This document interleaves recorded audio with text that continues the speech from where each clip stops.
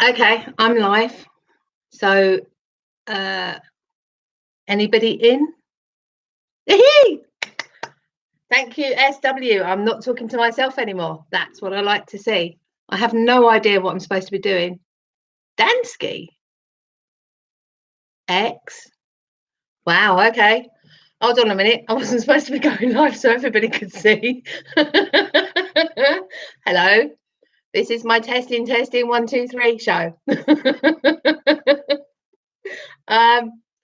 Okay, so it works. I can go live on the laptop, but I can't go live on the phone. So there you go. Learn something new every day. Good. I just wanted to make sure it worked, basically, just to see if it was worthwhile. Yeah, I get message held for review. Okay, now, so what I need to do now is work out. Let me just work out. Hold on. Let me show. Okay, so I've got to try and work out how to add mods to this, so that I don't have to watch what everybody's doing, because if I'm live, then basically I'm open for idiots, although I hope that I have only got 150 subscribers, so even if the notification goes out, I think most people are actually asleep at this time of night around the world, and basically all the idiots hopefully are not UK based. Yeah, maybe it depends on whether I've got stuff to say. I'm hoping that I can find a niche on what to talk about and maybe get a little bit more fluent on what I say as time goes on, so that I can, I don't know, bring something to the community, because it's yeah, it's daunting. Actually, I didn't think it was going to be this daunting. I will stand in front of 350 people with a microphone and chat away, but yeah, talking to yourself, even though I've got the chat on the side, talking to yourself and not having a response backwards and forwards is yeah, daunting, I've got to say. But I mean, basically, while I'm here, is there anything that people echoing? Would that be, hello Christine? Okay, so anybody that knows, would the echo be because of the size of the room I'm in, or would that be something to do with settings, or is it the fact that I need to put my ears in? Anybody, any ideas? Let me try, hold on. Let me see. June the 28th, Joss. No. Try June the 1st. Oh no, see, my headphones. Right, people, stay here 1 minute. I need to go and get my headphones, so don't move.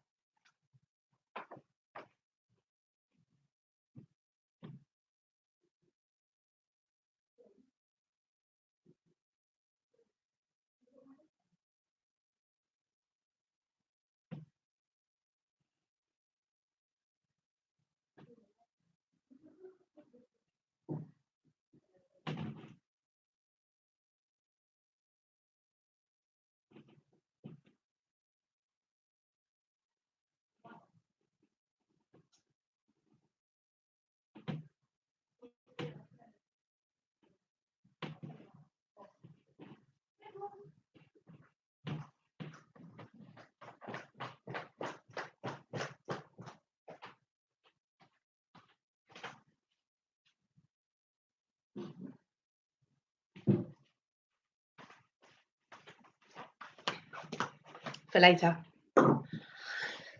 Okay, now headphones. The question is,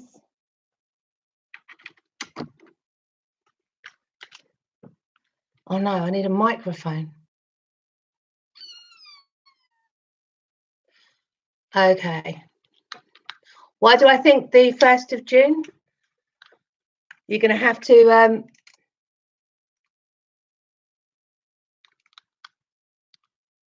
no, there's no microphone on these ones at all. Okay, you're going to have to deal with the fact that I've got an echo, unfortunately, because I need a jack to be able to put that into something so I can use the microphone on that. Or basically, I need to buy myself a microphone and I can stand here and hold it, which would make me feel a little bit easier. What do I think of June the 1st? You are going to have to watch tomorrow's Brad Kimes video for that one.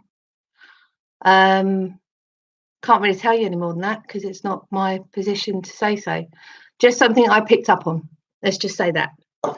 So happy to yeah, cheers Dan. Jeopardy, yeah.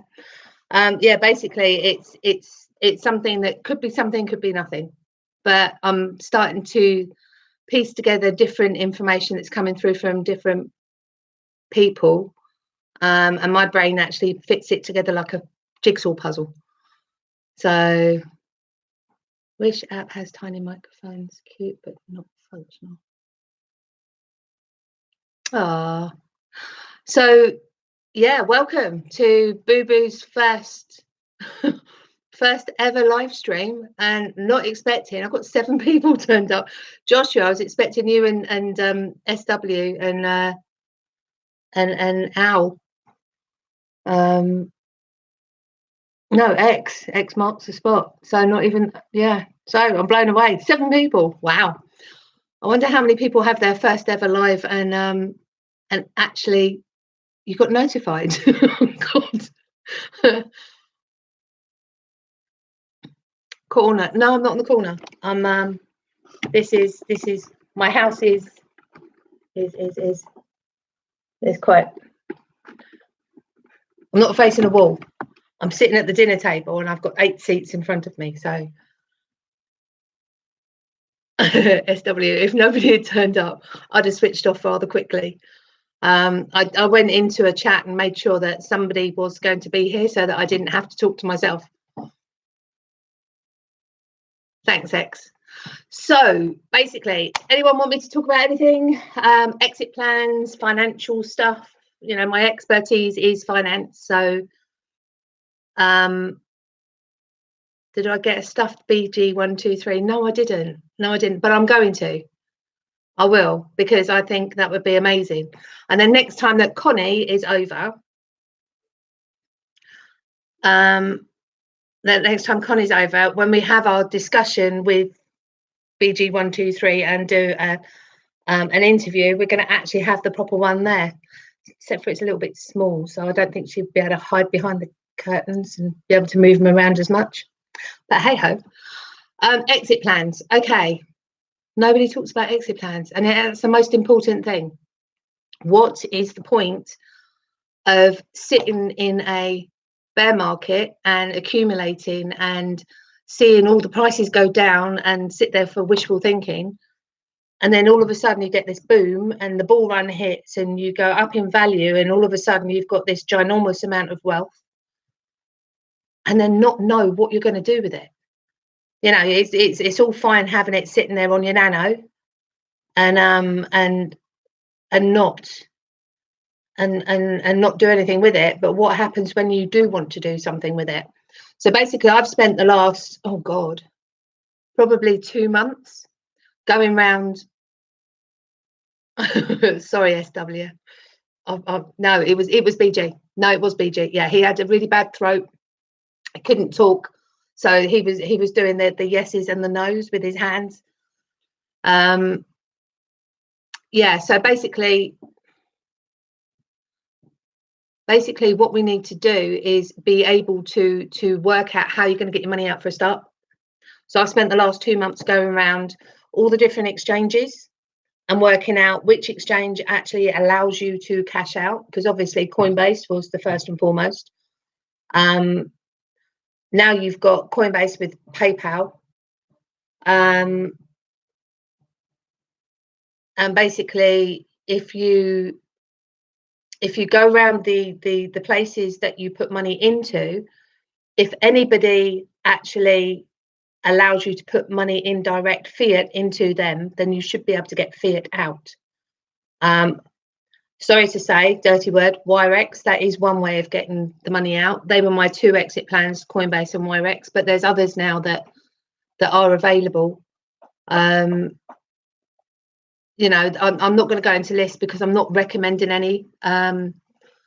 It's a case of, you know, you've got to do your own research, but what you need to do is make sure that the ones that you do have, one, you're verified, two, that you're able to get your coins onto the ones that you're going to cash out of and spread the risk. Because what I heard, what happened last time was that we had this bull run and the prices went up and people couldn't get their money out because the exchanges were so inundated, they couldn't actually get through the work that they were given. So I don't think that's going to happen this time. There's a lot more exchanges around than there was then. And I'd say there are more people. However, there's not that many more people in comparison to the amount of exchanges that are around. So just be careful, do your due diligence on the exchanges that you've got. Check out their fees. You know, I mean, my biggest thing about Wirex was basically if it was set on the pretense that there was no actual fees, just the spread between the top 10 exchanges, then why did they suddenly bring out these fees and then not tell anyone? And I'm all about service, but Wirex is there. You're allowed to have £15,000 in the account, and you can make up to £7,500 in one transaction on a credit card. So if you've got some big stuff to buy, or if you even just want to take some money through, then you can do that. But yeah, I wouldn't rely on one, because I'll give you an example. My cash out plan, which has slightly changed because of what's coming tomorrow. My cash out plan is that I'm going to sell part on the way up and just ease my financial status. I've been unemployed for a while and on my arse where money's concerned. And, you know, and I've done it willingly, knowing that every spare penny that I've got has actually gone into crypto. And I've carefully weighed up what I've put in. So when I say I'm on my arse, I'm still paying my bills. You know, I've still got electricity. I've still paid my mortgage, although not this month because I'm leaving it to the last minute. But yeah, it's a case of I've racked everything back to the minimum to allow me to buy more crypto, because I know that the bear market's coming to an end and the bull market's going to be there. And if I haven't put everything that I possibly can into it, I will be kicking myself for the next couple of years. So my plan is that I'm going to sell 1,000 coins at $5.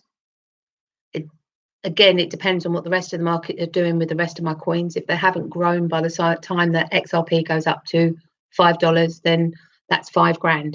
What that will do is pay off my credit card and keep my head above water. And that in the short term, that's my minimum goal. So I've got a list of all the bills that I need to pay, and how much I need in order to pay them. So paying big things like 10% off my mortgage or even my full mortgage is full on down the list, because it's not so important. I've got a roof over my head. I'm taking the long-term view that I'm going to wait until XRP specifically is a lot higher before I ever start to sell down a huge amount of my coins, because I personally think that XRP is going to go way beyond the $500 or the 589 or whatever it is, you know, that we know that it can go to. You know, $10,000 XRP, I don't think is going to be an unreasonable amount if you jump forward for, I don't know, 5-10 years. How long did it take Bitcoin to get up to $10,000? You know, and Bitcoin hasn't got the utility that XRP has. So why on earth wouldn't it ever get to that stage? I find it bizarre when you've got people that turn around and say, I'm sorry, but, you know, it's only ever going to go up to $5 or whatever it is that they say it's going to go up to. There is no limit. You know, if you're sitting down and you're thinking that Bitcoin could go up to what? I mean, listen to McAfee, you know, $1 million. Well, saying $10 when it was at 0.000 whatever it was a stretch. Saying it was going to go to $1 was a stretch. $10, $100, $1,000, $20,000. Did anyone ever think in a million years that Bitcoin would ever do that? No.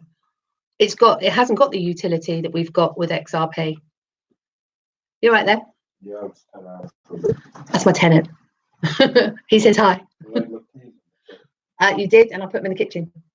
I didn't. I know, right? So basically, yeah. So it's a case of the anticipation. I actually think there's going to be a higher XRP than anybody's thought of so far. It's a case of you know, when they turn around and say sky's the limit, sky is literally the limit, because nobody actually put a limit on Bitcoin. So why on earth would people put a limit on XRP? Think about it logically, and this is how I work. It makes sense that in order for banks to use XRP, it has to be a certain price minimum. You know, Brad Garlinghouse himself said $100. I think it was 100, 120. Let me just go close the door because he left it open. So Brad Garlinghouse said it with, you know, $100, $120 was not unreasonable to think of because it increases the liquidity of the coin for the banks to use. Okay, that was back when we were sort of thinking that having a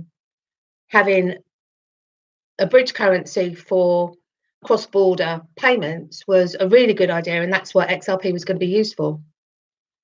Hands up all those that actually don't think that that's all it is all about anymore. Okay, so you've got Earthport and Visa. So if Visa transactions can be done in seconds and cost so much less than currently paying, because XRP is quicker, faster, and quicker and cheaper, then why wouldn't they use it? I mean, there's no reason for them not to use it. So you've got to think logically. If you have got, thank you, Temenos. If you've got a situation where somebody puts in front of you, right, well, you can send it there internally in your country, right? It's not going to cost you any extra to send your money between your bank account. So I can send money to bank account to bank account to my mum. Doesn't cost me a penny. The money's there within, you know, seconds, minutes, whatever it takes to actually show on their account. But think of it from the bank's point of view. The bank actually has to facilitate that transfer. So if it's not internal to them, so HSBC to HSBC or Barclays to Barclays or Nationwide to Nationwide or whatever it is, if you're going HSBC to Nationwide, then you've got to actually move the money between companies. So there's going to be a factor of fee, even if it's a small amount, or a cost of some kind. You know, even if it's you know, pennies.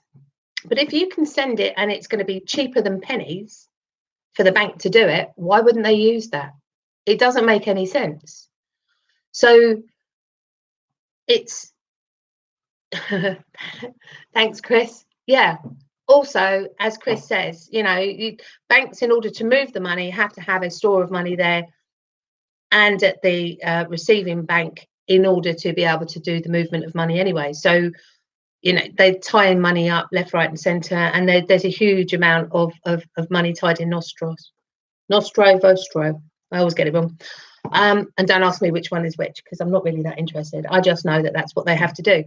But it just makes sense. So then you've got, I mean, Alibaba, Alipay, whichever ones there are. There are so many different payment routes. You know, PayPal.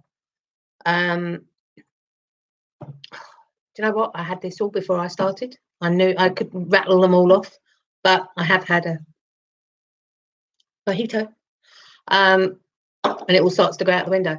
But you know what I mean? Basically, it's all there. So my point is that there are so many different places that it's going to go. Why wouldn't it?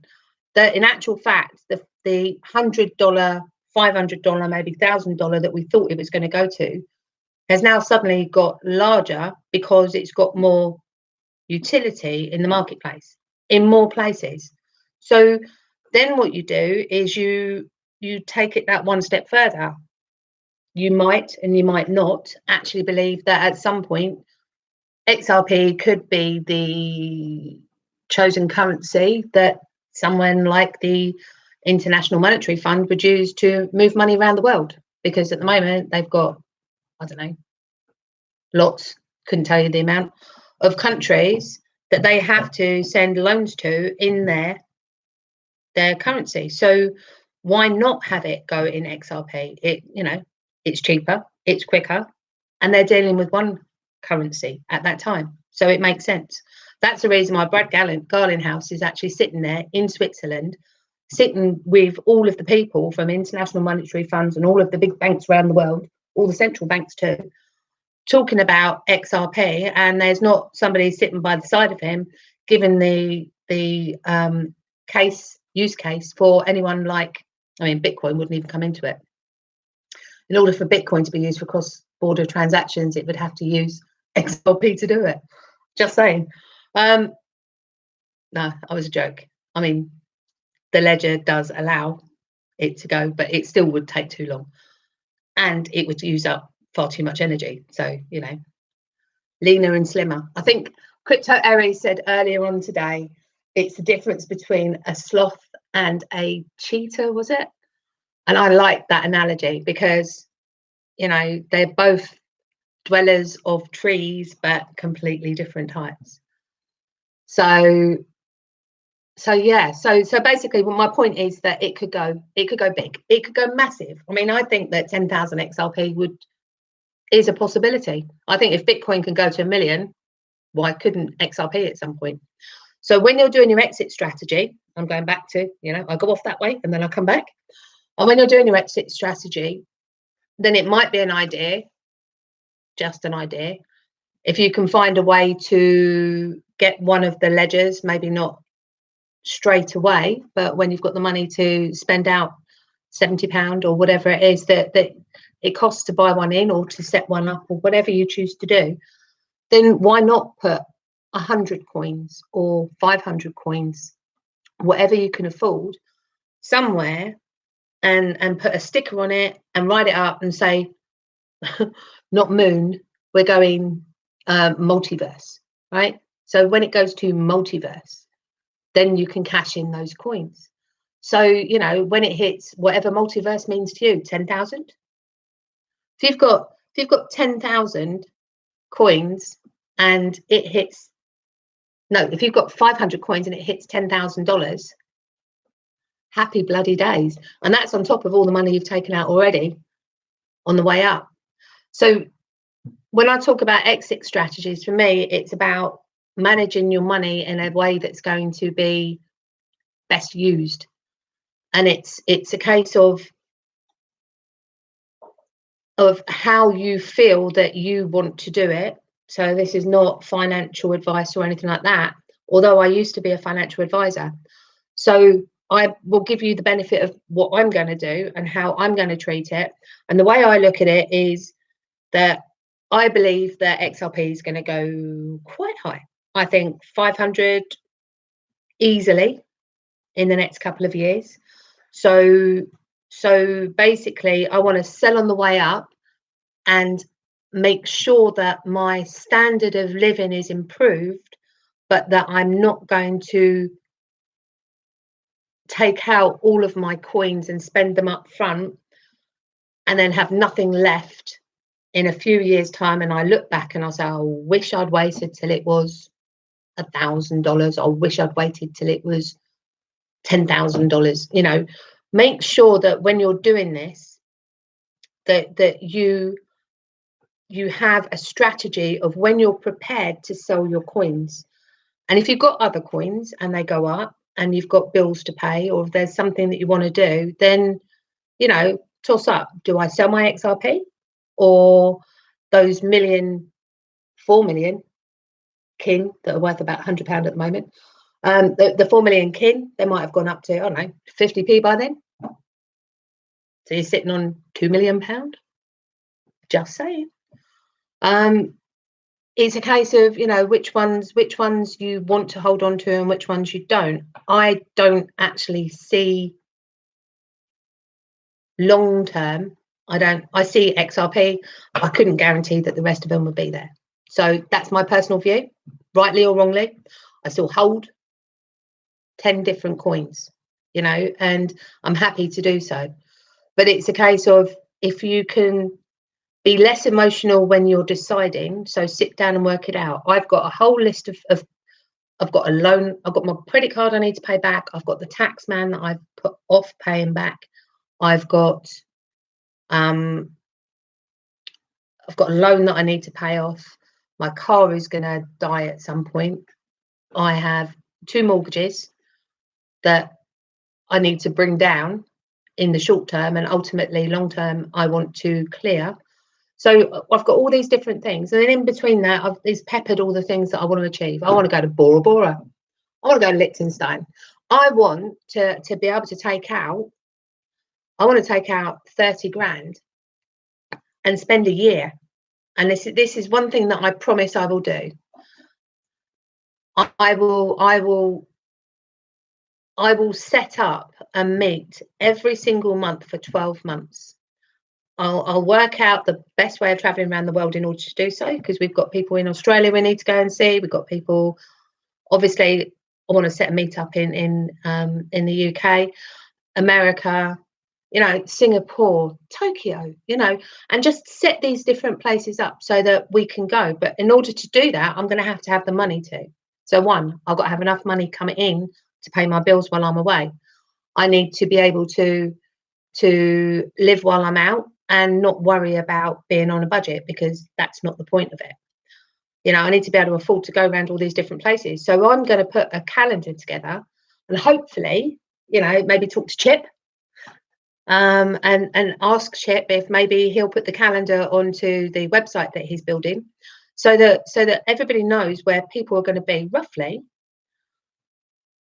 and we can all meet up. So that's part of my exit strategy, because I'm going to need enough money to be able to do that. So yeah, I'm factoring all of this in. So it might not be until, I mean, if you think that it's going to be, I don't know, by 2022, that XRP is going to be 500, not a stretch. I don't think that's unreasonable.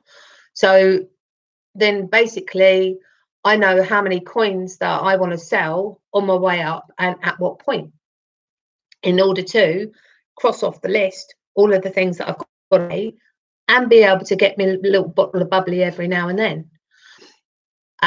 Christine, you've just preempted me, because my next thing is that I'm also looking at Portugal personally, as a country that is friendly to crypto people, doesn't charge you on your profits from crypto. You've got Liechtenstein, you've got Portugal, a few different places. Portugal, I've been looking at properties in Portugal, and this is how certain I am that it's going to happen. 9 bedrooms, 5 acres, in between Lisbon and Porto, going for around, I think it's just under 300,000 euros. So great place to have a party, all I'm saying. But yeah, it's it's maximizing the efficiency of what you do. And you'll hear that from me a lot. If you can maximize the efficiency, that 20% that we would have to pay the tax man in capital gains tax in the UK, I don't know about other countries, then that would give me a fifth of everything that I take out more that can benefit other things. And by other things, I mean charities. I want to do charity work. I'll still be coming backwards and forwards to the UK, as everybody can. If you've held it for, no, Christine, basically, if you're a 40% taxpayer, then you'll pay 40. If you're a 20% taxpayer, you'll pay 20 on your capital gains. So, and it's not classed as income, so it doesn't get added to your income. That's my understanding. I've started to put together a whole document from the Inland Revenue, because I work in financial services. I've started to scroll through the FCA and the HMRC sites to try and get more clarification. Unfortunately, they've got a paper that they started in January, and they had it open for people to put their thoughts forward until I think it was mid-April, and then basically that's now closed, and then they're going to give us some clarification by August. So yeah, that's all I'm trying to do. I'm trying to guesstimate what they're going to do and act accordingly. So yeah, so what people need to do, I mean, it could be that you want to help out your family. You know, I've got really big thoughts on sharing the wealth, but in a positive way. And by that, I mean, okay, let's take a really stupid example, one that can't be used properly. Okay, so say I get 10 million, right? So I've got 10 million, and my best mate, I want to help her out. So I'm sitting on 10 million. I know that I've got other stores of money that I can dip into if I need to. So I feel like I want to give her £1 million. And I know that it will change her life forever. But I also know Linda, and I love her to bits, and she will give it away. Because when people get wealth, unless they are mentally prepared for it, and that's a whole new live stream, being mentally prepared for wealth. So unless you're mentally prepared to get wealth, then your core principle is that you don't deserve it. And even on a subconscious basis, it means that you will give it away, spend it, lose it, whatever, right? So you'll pick rotten schemes, you will invest in silly things, you will get involved in charities, you'll get a following of people around you that will make you feel fantastic. And that's a whole new live stream as well. But, you know, you get the hangers on that will do their absolute utmost to make you feel good about yourself. But in actual fact, all they're trying to do is live on your coattails. I mean, that's what they're going to do. And then as soon as you haven't got any money, they will disappear. They're not your friends. And that's where it's so important that we all, we're the XRP army, and we're a fantastic community. In fact, we're amazing people and what we do. I mean, you look at the micro donations to the GSG and everything like that. I mean, what we do for people is we knock it out of the ballpark every single time. So basically, you've got to be mentally prepared for that wealth. So when you get your money, you need to be ready for it. But when you're thinking about giving away your money, you need to be careful, because you can ruin your friends' lives by giving them too much too soon. You know, so basically what you need to do is you need to carefully study. And that's where I think we're going to have all these different chat rooms on Twitter. I mean, we're going to have, I'm hoping that this sort of thing, if I could ever work out the technology, I would love to have one-to-one. I mean, I want to do interviews with people. I want to interview Jason XRP. Jason XRP has been through a bull run already, and he has got so much information to share, and I need to sit down with him quickly and do an interview with him and have him tell you what he told me, because in doing so, what he's doing is he's preparing me for what he wasn't prepared for the first time round. So we need to be able to share our experiences, and I really hope that people will come into this sort of thing and ask questions, or just listen, you know, or just ask questions to people and go into groups and talk to other people about the friends that they've got, the type of friends that they are, and what they should do in those circumstances and everything like that. I know that Linda's never going to watch this. So I know that I will be able to give Linda some money, and I will give her 3 kids some money to help them with their mortgages and their children. And I know she'll put money away for her grandchildren. So I need to spread out what I give her to her family in order to make sure that she retains some of that herself. She's very big about helping other people, and I trust her implicitly. I just, from a purely selfish point of view, I want her to be able to keep hold of her money, so that, you know, in 20 years' time, she hasn't given it away. And oh, SW, sorry, yes. Have a great night out, girl. You and me, but you, me, and Chris, we need to do a night out, probably round about London, although probably not inside London. I hate it. I hate crowds. I'd rather sit in and chew the fat over a meal and a few bottles of wine, maybe. So yeah, so we need to do that, and that's what you need to do where you are. I mean, wherever you are, you need to touch base with the people that are in your surrounding areas and build up a really strong support group, a really strong support group for yourself and the people around you. Because the one thing that Jason turned around and said is, the one thing that Jason turned around and said was that there was nobody to ask. So there was nobody he could, you know, the last bull run, he did not. He didn't have the ability of chatting with somebody who knew us something a little bit more than him. So his exit strategy wasn't set up, and he'll be the first person to tell you. And I'm going to leave that for him to tell you, because it's a really interesting story, and I learned a lot from it, and I think everybody else will. The same way as other people who've been in it for a while.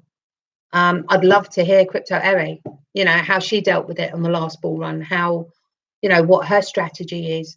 People need to just share what they're doing to give other people ideas. It won't suit them, which is why I'm not saying do this, do that, do this, do that. It won't suit them, but what it will do is give you ideas on how to handle a situation, ideas on what to do in certain situations, or maybe just a different perspective on how to think about it. So that when things happen, my friends will say, what would Boo Boo do in certain situations? Because I'm quite good at lateral thinking. So yeah, that's another story. But anyway, so basically what you do is you can interact with other people who are in the same situation.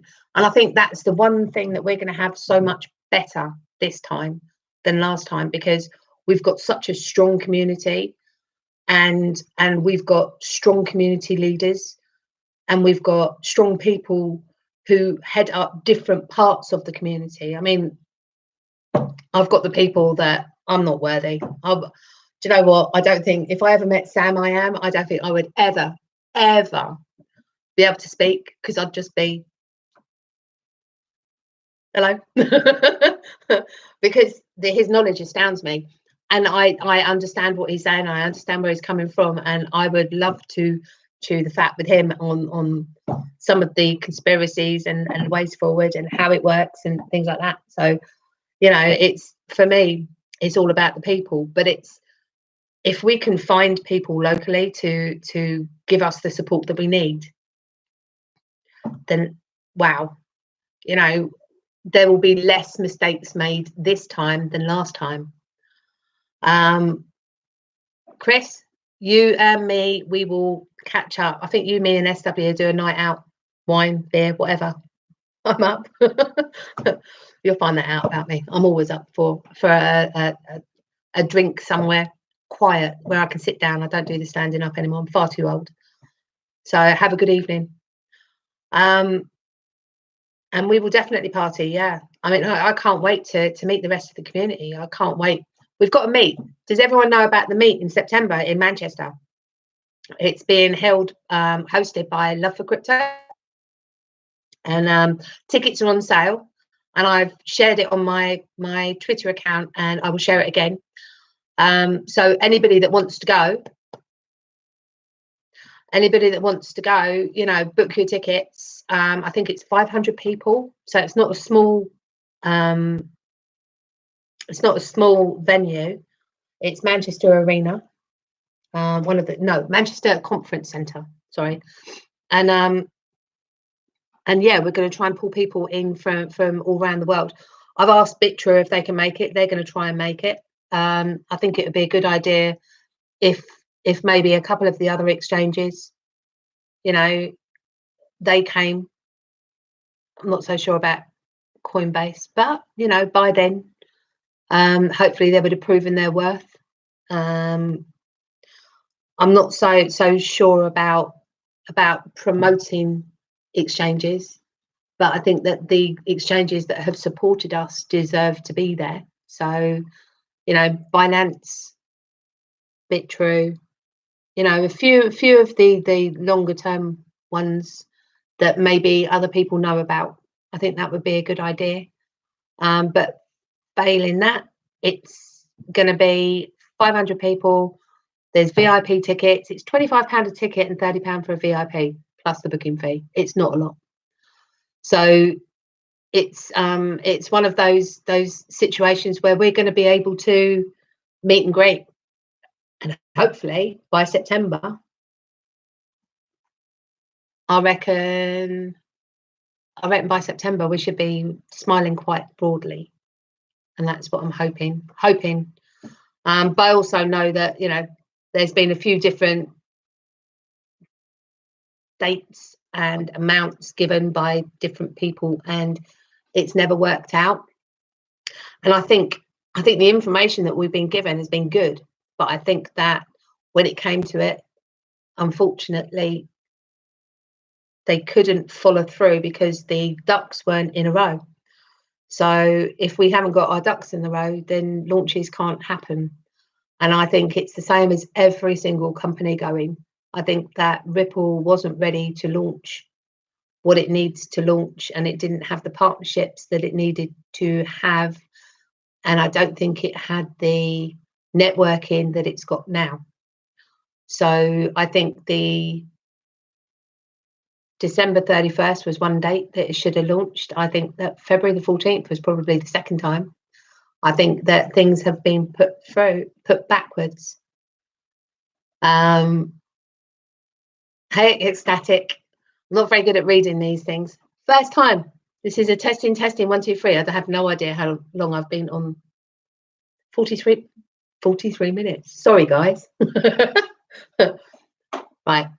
I've waffled on for 43 minutes. I can't believe that. Right. So let me just, everyone that's still here, say hi, because there's 9 of you. 9 people. And I got 9 thumbs up. Razor, if you're talking Old Trafford and you're talking Manchester United, careful, mate. Guna. A lot of financial institutions still need regulations, especially in the US. Yes, but I think there's an awful lot of stuff that's going on in the US behind the scenes that we haven't been party to. And basically, I think that maybe tomorrow that on Brad Kimes' channel, Love for Crypto, Brad Kimes, I think there was 4 lots. Love for Crypto, Brad Kimes, SPQR. I can't remember if there was a 4th person. Crypto Eri mentioned it in her talk earlier. But I wanted to say hi to Razor, Christine, Anne, Dansky, Joshua, Ecstatic, and I think that's all the people that said hi, because SW's gone and Chris is gone. So yeah. So does anyone want to ask me a question? Am I supposed to ask that sort of thing right now? Conscious that it's Thursday night and it's 10 o'clock here. So Jana, hello. Christian. Oh, okay. Sorry, Christian. It's me reading it wrong. I haven't got my glasses on. And even if I did, I got the wrong ones out. I have to have these are my long glasses. I need to have my short glasses. Sorry. But I won't forget that. I won't forget that now. Christian. It's fine. So basically, yeah, I mean, I've covered a lot of topics and probably not done a lot of help. So does anybody? I've got my ticket, Anne, for Meetup in September. I was one of the first people to buy my tickets, and I'm going VIP. Just saying. The VIP look for £5. Oh my god. £25 a ticket and £30 for VIP. Not sure if they got any VIP left, because I think there was a limited supply. And when Scott was talking about it on Love for Crypto, I think he said he was really surprised that, or maybe it was Lee, one of them was saying that was really surprised that they sold. I think they sold like 120 or something like that already. So date I think is the 7th of September. I will tell you, because hang on.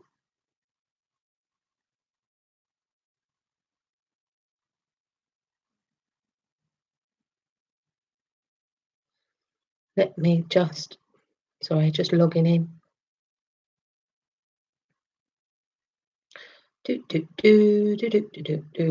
Sorry. Saturday, 7th of September, 10 o'clock. Scheduled to be released soon. Inbox him if you want to present or display. I've been speaking to Mickey B. Fresh. Okay, yes, that was the other person. I need to subscribe to him because apparently he's amazing. So hopefully he's on Twitter. But yeah, basically, I've been speaking to Jason XRP, and he's going to maybe see if he can get Coat to do a chat, who is one of the GSG charities, but based in Brighton, so down here in South Coast, but UK based, so it's pertinent. And then he'll do hopefully a talk on the GSG and what it's all about. And I've had some thoughts on how to deal with that side of it anyway. Hello, Angel Connie. Sorry, girl. I had it there. I didn't press send to say that it's gone. I just noticed I didn't send it. So yeah, so September will be really, really a good one. The venue's fantastic. 2, 500 people. That's a lot of people to meet and greet. They're going to have they're having displays. So I will hold on. I'm going to share it now. Again, hold on. I'm going to just retweet. I've just retweeted it. It's on my Twitter, so it'll be the last one. It's done through DLT Canuck. DLT Canuck? Yeah. DLT Con UK. Yeah. See, glasses. So basically, 7th September, Manchester. So I'm going to be probably booking into a hotel up there quite close. Hopefully, we could actually go up for a couple of days beforehand and have a real old party, stay for a couple of days after. Hello, Dan. Basically, it will give us all a chance to maybe spend some time together chewing the fat. You never know. The guys from Manchester, Love for Crypto, absolutely bloody adore them. They swear like a trooper. Well, one of them does anyway, swears like a trooper, but he does a YouTube video every morning. Happy Friday. It'll be tomorrow. Angel, I haven't worked out how to do the wrenches yet. In fact, hold on. I have worked out how to do it. First one is Angel Connie. Oh, damn. Okay, so that means that, let me just, 1 second, guys. I can't think and talk at the same time. Josh.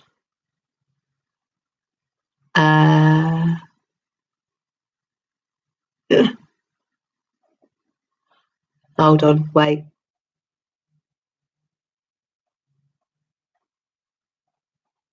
Where's Chisby? He gets a moderator. And Razor, you get a moderator. In fact, you're all going to be modding each other.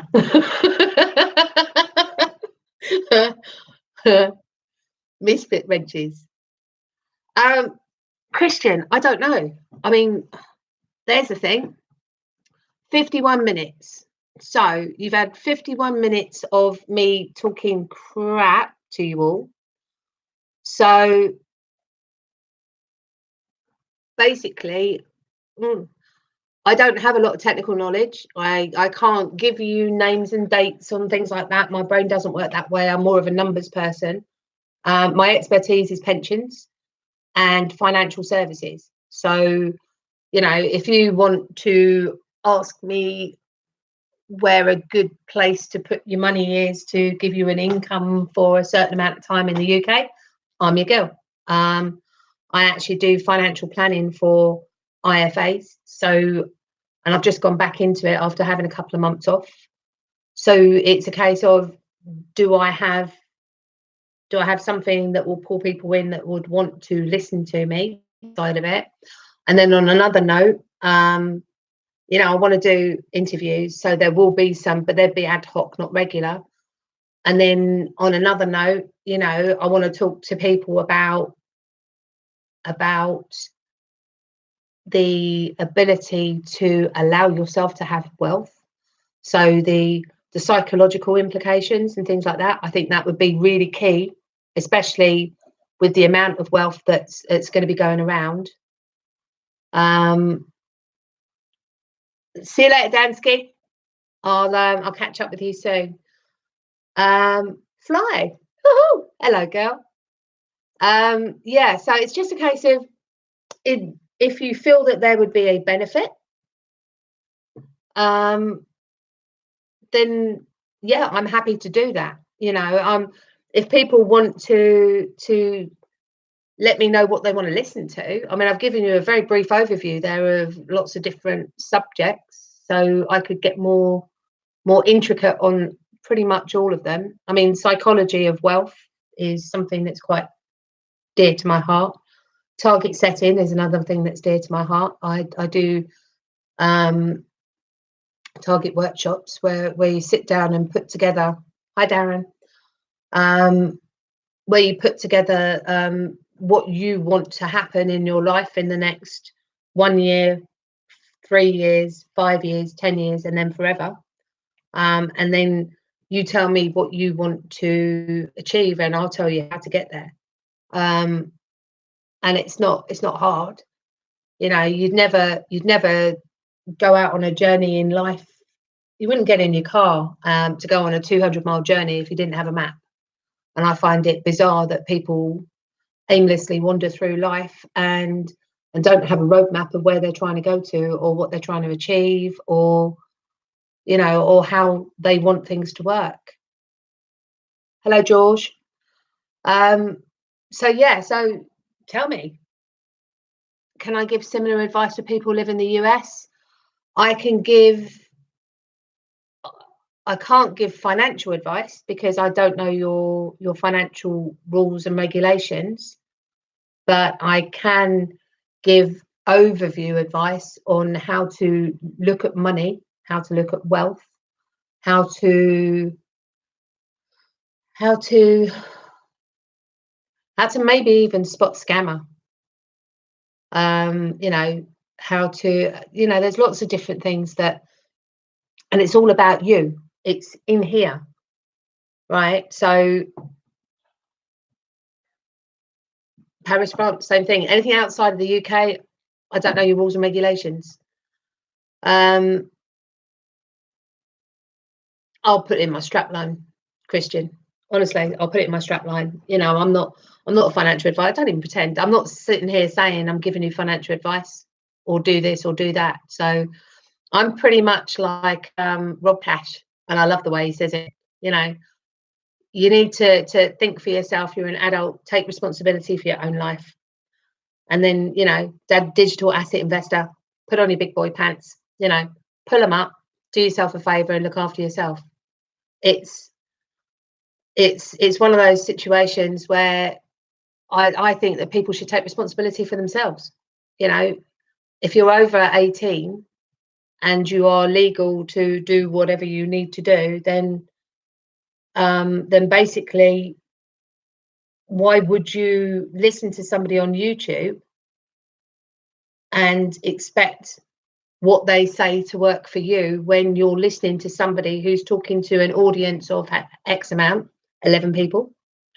Wow, okay, got 11 people in and 13 likes. Thank you. You know, why on earth would anybody sit there and think that that's financial advice? Because financial advice means that you sit down with someone, you take a note of all of their assets, all of their debts, how they what their expectations are on their life going forward. You know, the Razor, see you later, take care, bye. You know, the amount of information that has to go, and it's called a fact find or a personal financial questionnaire or whatever it is. People are stupid. You know, how can you expect that somebody who knows nothing about you to have given you financial advice? That doesn't make sense. But I get your point. I do get your point. And yeah, I hate the fact that you have to say that. I think that the world has gone mad. I mean, if I could ever sit down on a chat with Sam I think the world's gone PC mad. I think it's stupid the way that people expect the state to look after them. Thank you, Razor. I really appreciate that. And yeah, they charge. You know, I mean, it's £250 an hour. I'm a paraplanner. You have to pay £175 an hour for me to do the job.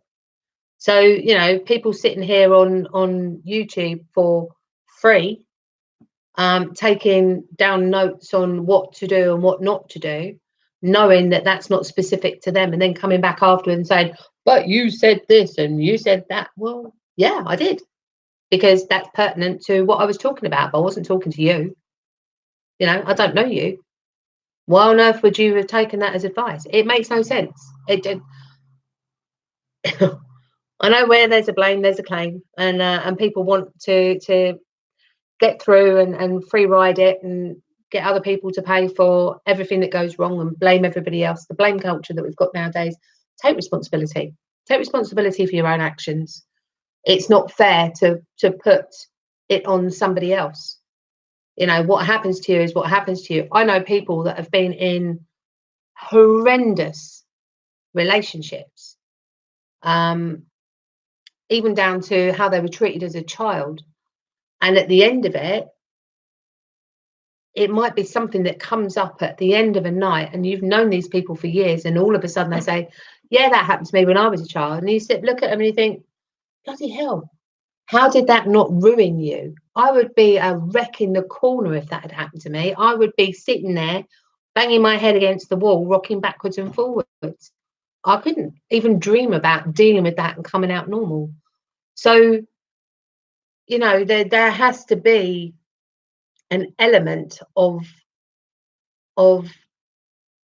taking responsibility for yourself. And I don't hold with people that do that.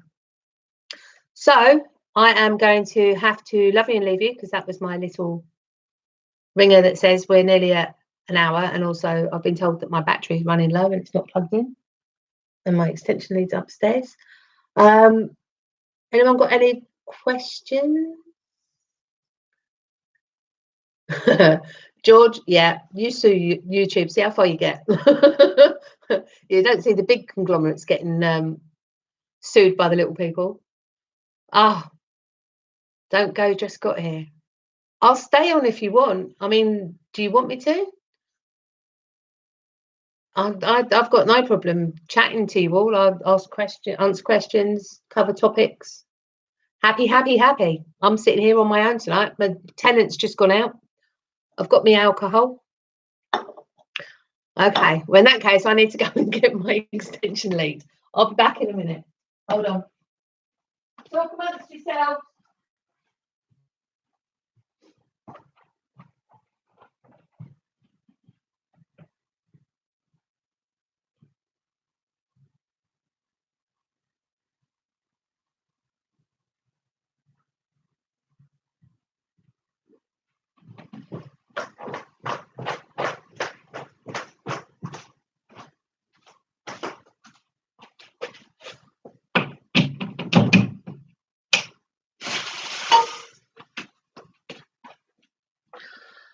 My bottle of red for tonight.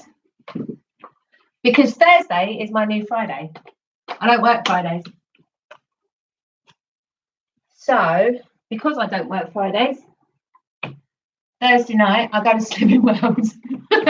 I don't even know why I'm telling you this. I go to Slimming World on a Thursday, leave Slimming World, and doesn't matter whether I've lost, gained, stayed the same. I go down the road and get myself a mojito or some form of cocktail. And then, oh, hold on.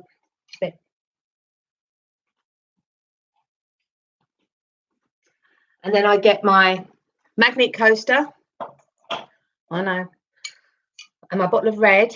This is the best red ever. It's called Yellowtail Jimmy Redroo. Or no, sorry, Jammy Redroo. It's amazing.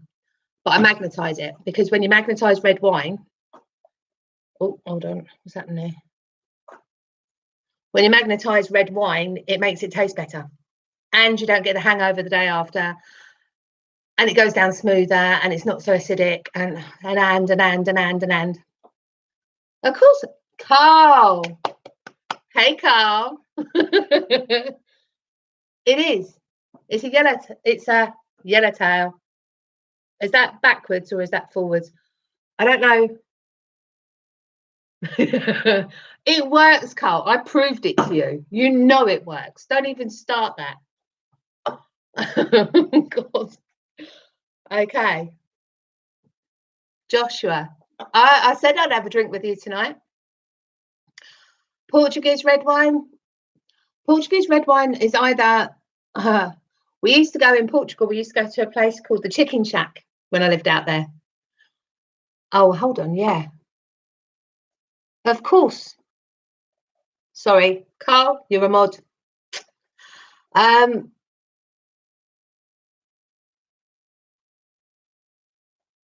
It should come up next time. Right, so read the comment above. You and them blinking magnets, hold on. You drink anything with a percentage? Yep. Wine gives me heartburn. Christian, wine doesn't give you heartburn if you magnetize it.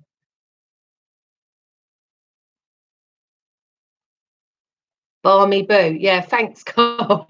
Is that the one you're talking about?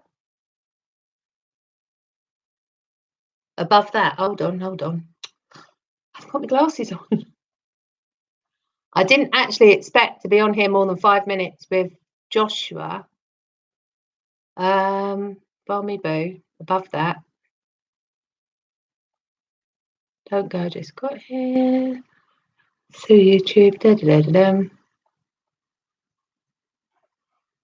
Carl, put it up again. Below that. you and them blinking magnets. Above that. You drink anything with a percentage, yeah? 2 right. Is that the one? Below that.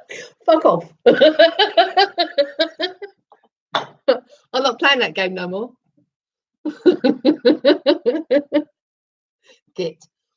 Yeah, I used to live in Portugal. So I lived out, not for long, but my parents were out there for years. And we used to go to a place called Chicken Shack. And you used to pay for your meal and you used to get free wine. That's how good it was. The extension is plugged into the rabbit. I don't need the rabbit, thank you very much.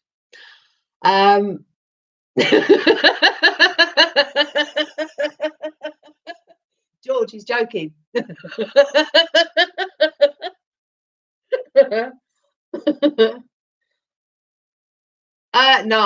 No, I treat my lodger like my son. I'm old enough to be his mother.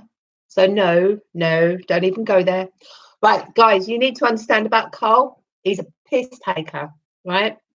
So everything he says is said with love, right? Really, honestly, said with love. But he will rip the piss out of every single thing. And he makes stuff up a lot. So yeah, the Chicken Shack wine, we used to have to put that with lemonade just to make it drinkable. So that was my first brush with Portuguese wine. But yeah, I mean, some Portuguese wine I find really nice. Carl, you missed it. I've done all the technical bits. I was telling them all the bits and pieces about Temenos and stuff. And no, I didn't. I gave some, hopefully I gave some information to people that give them pause for thought. And hopefully they got something from it. So now we're just sitting down and having a drink, waiting for Joshua to come back with his alcohol so we can continue on. What town? I was in, is in between Villamora, no, Almondsall and Villamora, what's Quatera, in between Almondsall and Quatera. Hi, Alex. Thanks. Thanks, Carl. No, I was never in jail. Quatera, yes. Yeah, I lived in between Almondsall and Quatera. My uncle had a piece of land out there, which was right by the side of the Fonte Santa, which was the local spring, which had healing powers. And amazing place. But went back a few years later, and obviously the government had put a seal on the fountain, the spring, and they were the only people who could access it from memory. Oh, Alex, you're an owl, are you? Right, okay.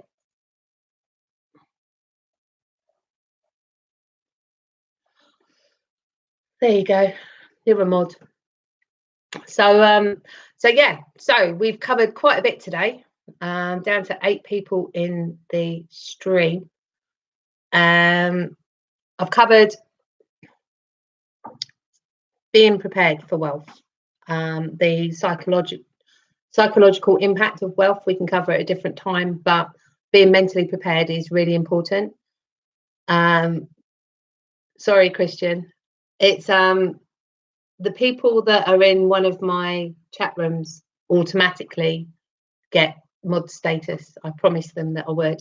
And Spanish Fly is my sister from another mister.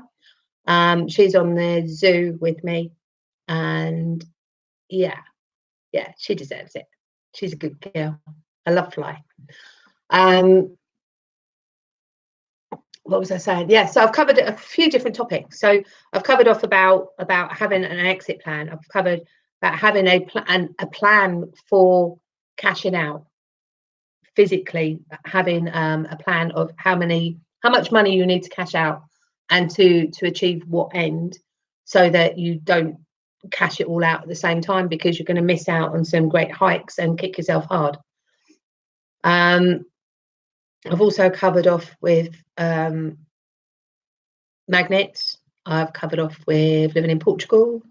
I've covered off loads. I've been talking for 1 hour and 10 minutes, guys. I've never been to Lisbon. It's one of the places I'm looking at to move. Lisbon looks good, and it's cheap, and the Portuguese people are fantastic. But I will tell you a funny story, just quickly. I was 20 when we moved out there. My mum, my dad, and my brother, and basically we all got jobs and everything like that while we were out there. And we were in a piece of land, and we had a couple of caravans. My dad put them together and built around it and everything like that. We had an outside kitchen, an outside bathroom, covered. Thank you, Cole. Before you start, shut up. It wasn't 1850 at all. It was 1988. Yeah, 1988. So we mingled with the locals. Yeah, we could then. No, I'm when I move out, if I'm going to move out, then I'm going to take residency so that I've changed my taxation status. So basically, yeah, we moved out there. We're only out there for, well, it's supposed to be for a year, but my parents stayed for a couple of years. And basically, the local community got to know us because we went to the local community bars. We still went to the English bars. It was on the Algarve, but basically we tried to integrate with the local community because that's what we were there to do. And we had some amazing times in the local bars. But back then, it's probably changed a lot since then. Back then, the women weren't allowed out on their own. They always had to have a chaperone. So we'd go to the bar, I think it was on a Friday night, we'd go down, and then my parents were there, and it's all very respectful, but the women weren't allowed out. So somebody would pick up a guitar, start strumming, and then basically, as the only females there, my mum and I were danced around the room by lots and lots of different people that were there, and it was all very courteous and all very circumspect and great amount of fun. I mean, it was amazing. But word got round that, you know, my parents were there and they had an unmarried daughter who was of old age at 20, old age. So basically, the long and short of it was we started to get this steady stream of farmers turn up with their 13, 14-year-old sons that look like pixies or babies, whatever way you want to look at it. And I'm not a paedophile. And basically they would offer to take my hand in marriage and make me a respectable woman because I wasn't respectable because I wasn't married. So we've got a problem at that point because we didn't speak any Portuguese or just a smattering, and they didn't speak English because their second language back then was French. So basically what we were trying to do was speak French because that was the only common denominator language that we had, and try and explain to them that in the UK, actually 20 years old was a bit young to get married, because out there their culture was if you weren't married by the time you were 15, you were over the hill. So I've been over the hill for the years since. And yeah, if I'd have if I'd have stayed there much longer, I think they would have put a petition together to get me married off. That's how bad it was getting. You know, it was interesting. I've got some really, really interesting stories of different things that I could throw in. You know that Eri has her fluff at the end of her videos. At the end of my live stream, I could tell you just a little story from my life, because I've had a very varied life. Night, Christian. You take care, hon. But yeah, it's one of those things that you don't get to my age without having a few stories to tell. And I do like the fact that I've managed to do lots of different things. There's not many jobs that I haven't done. I've never been a bouncer, and I know Cole's going to come up with loads of stuff here, but I have worked on cars. You know, I've been a trainee mechanic. Yeah, I've turned my hand. I've always had more than one job, so I've turned my hand to lots of stuff. So, and I'm not afraid of going on my own to different places. So I've travelled an awful lot on my own, and what that means is that it makes me very open with other people. So I make friends easily, and have a great time. And Connie, ask Connie. In fact, look at some of my other videos. Hey, Sean. Hey, Josh. Been waiting for you, mate. Yeah, ask Connie. In fact, look at some of the videos. My favourite video is actually when Connie got her feet wet. I've got to say, it was amazing. It was really, really funny. And I've got to say, the week that I had meeting Angel Girl and Lee, was it, with Carl, one of the funniest times in my life. We just, no, not shush. Be loud and proud, Angel Girl. Loud and proud. We had a most amazing time. Broke my heart when she had to go home. I wanted to keep her. But yeah, it was, and it's just indicative of the sort of people that we get in the community.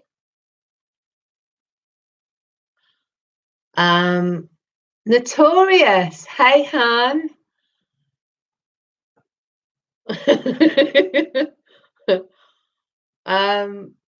Yeah, I mean the community that we've got is amazing, and you find that the people tend to group together, are quite like-minded.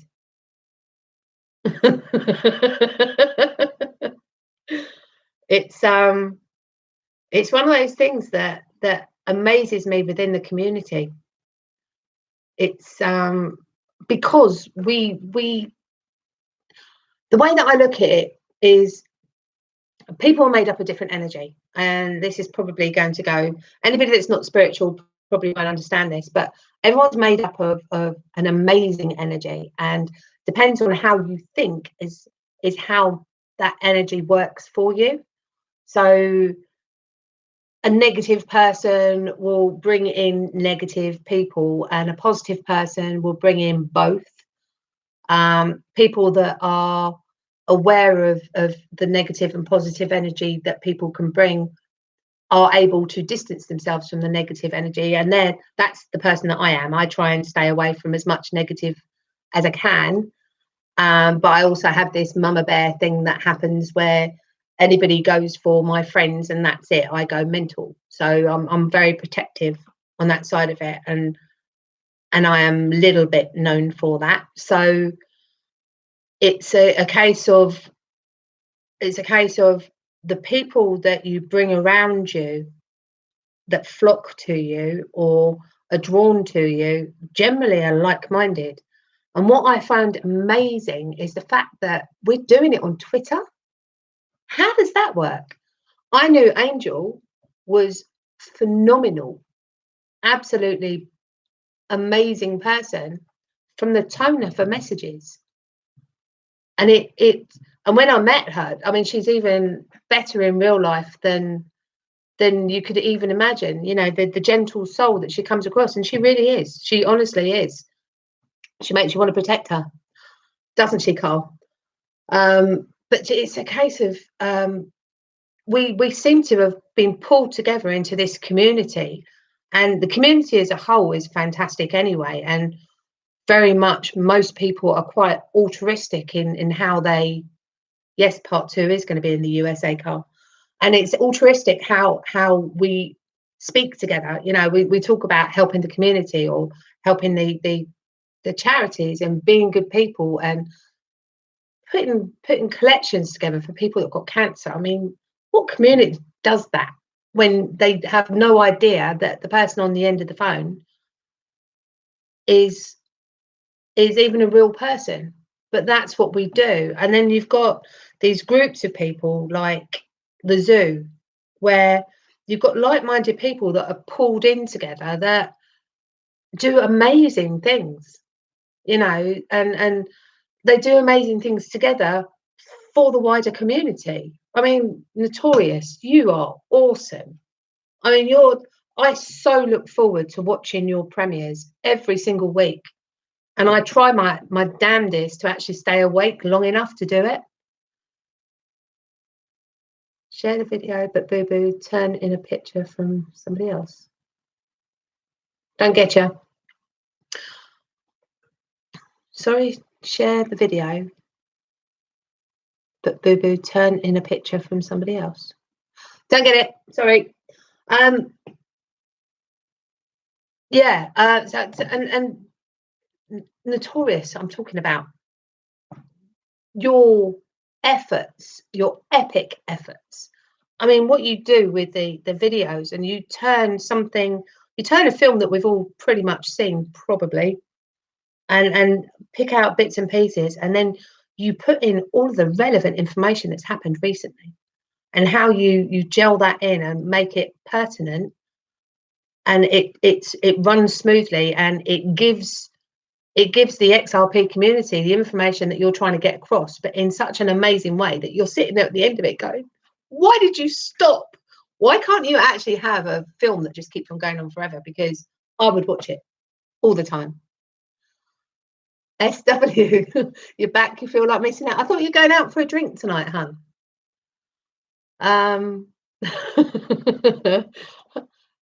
Get one. Honestly, hold on a sec.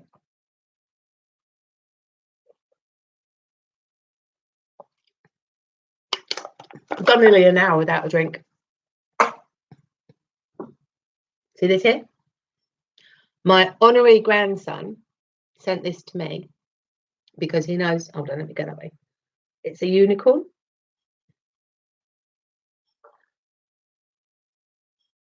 And it says, Nanny Boo Boo,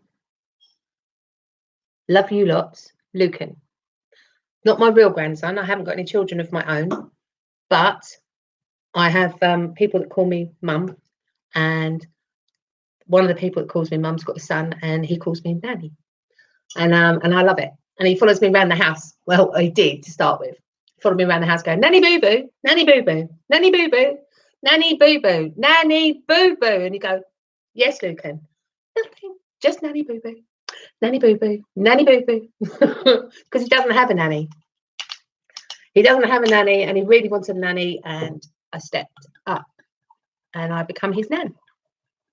So we do things for other people, and I do things for the community, and that's the sort of people that I want to be. Notorious, do you know what, mate? I could not in a million years give you the credit for half of what you do, half the credit for what you do, because you're awesome. You really are awesome. Your videos are amazing. Amazing. It's George, go and get a Super Brock beer and join me.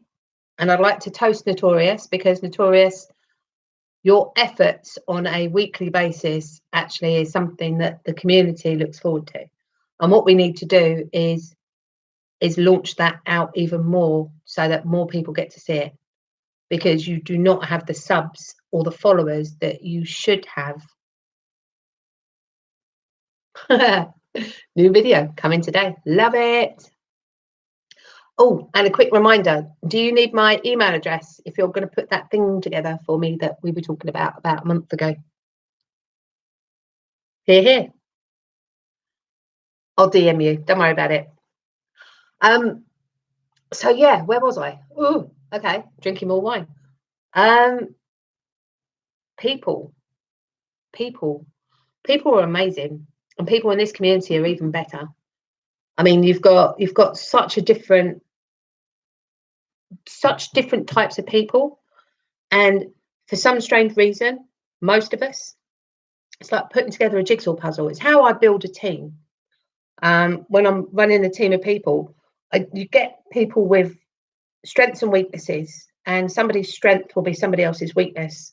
And then basically, when you get a group of people together and they all slot together and they fit, and you become a group and it becomes a team. And I look at the community, and we are pretty much, I mean, we're the best crypto team out there. And I don't think I'm pushing it when I say that.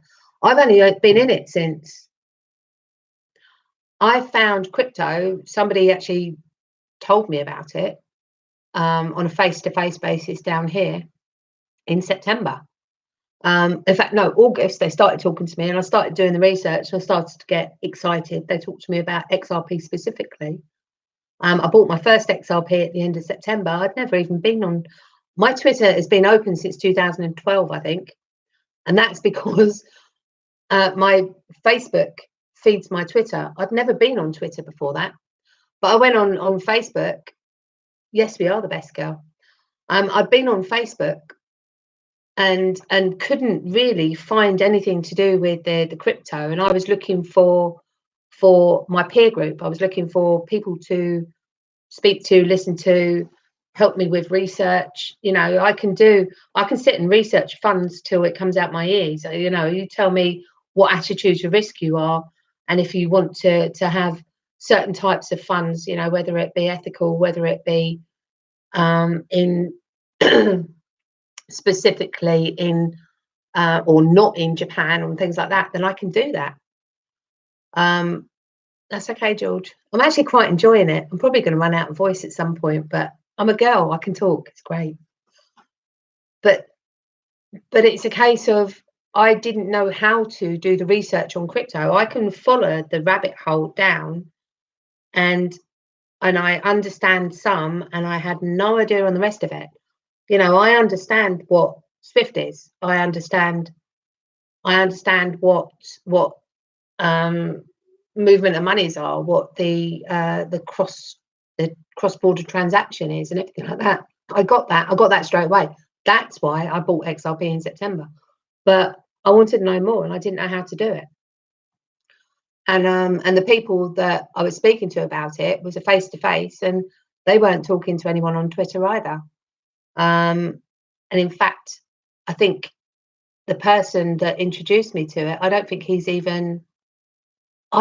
he's actually on Twitter in the community. I think he's just following a couple of people on Twitter specifically because of the trading side of things. It was me that came in and found the community and started to ask questions and wandered around and fumbled around, and I'm sure that I had a lot of people laughing with my inexperience and my stupid questions, and I just turn around and say to everyone, look, you know, blonde, see that, blonde and dark, so I can play both. But Borislav, how you doing, Borislav?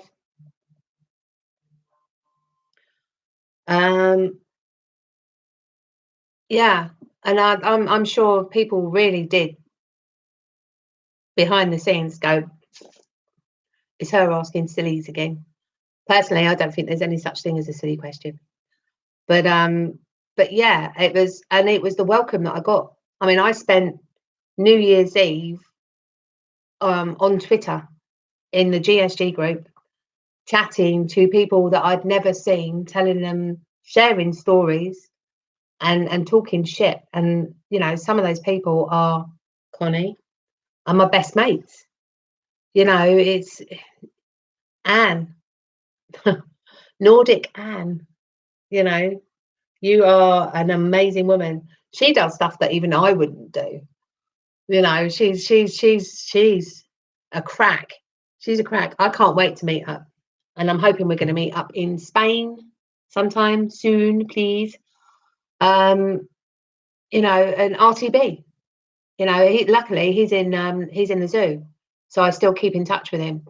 But yeah, it's one of those things where you get people you never even thought that you would connect with in a million years. You know, people over in America, Singapore, you've got Tokyo. I've been on live streams in the zoo women's on the ladies' nights, you know, with Spanish Fly and Crypto Eri, you know, Crypto Bird Dog. I mean, what an amazing woman. And I'm like, I don't know, I'm overawed by the whole thing and how brilliant that people are. On the other note, you know, you've got the downside, you've got the bad people. You know, Chisme's off at the moment, Chris, but you know, we had an argument with someone and he got really personal with me. And I'm like, I didn't even deserve that. I hadn't even started. I was just backing Chris up and saying, go on then, you go for it, I'll sit and watch, you know. So there was nothing there that I actually said to the guy personally. And yeah, and the attack was vicious.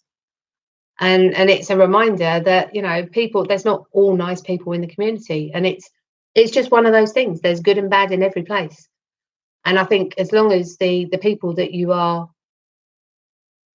pull into your inner circle, I think as long as you're comfortable that they are the people that you want them to be, I think that's an amazing experience to have, you know, and to have friends around the world that you can just go and chat to. You know, I resent working. I'm telling you now, I resent working. I hate that I have to get up in the morning at 6:30. I can go onto Twitter.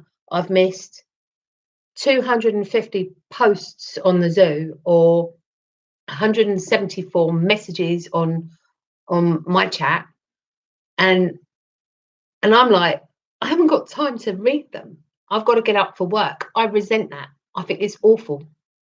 I don't want to work anymore. I want to be on Twitter. I want to be on YouTube. I want to be out there meeting you lot.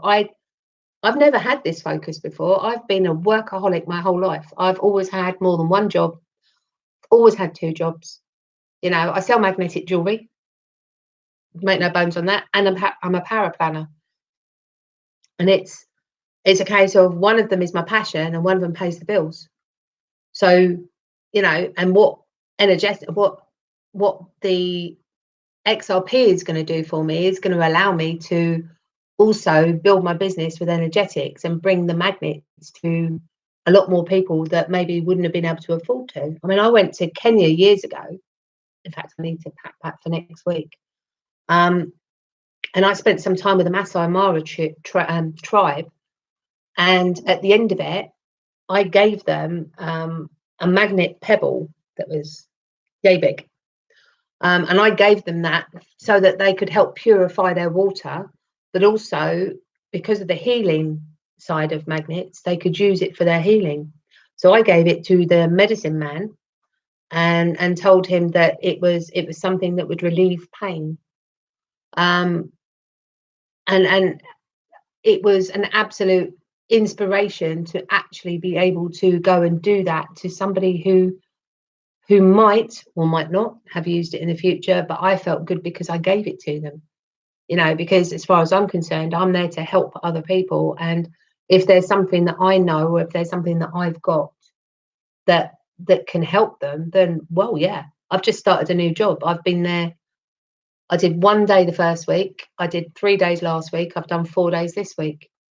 I've given away a couple of items already to help the people that are in there, and already they're feeling a benefit. How good does that make me feel? You know, it's nice to be able to, because I know that they're going to go off and recommend, and eventually it will come back. Someone will do a party. I'll earn a bit of money. You know, I'm hoping to moon so that I can spend a lot of money on advertising, because I think that advertising the magnets will bring a whole new aspect to health.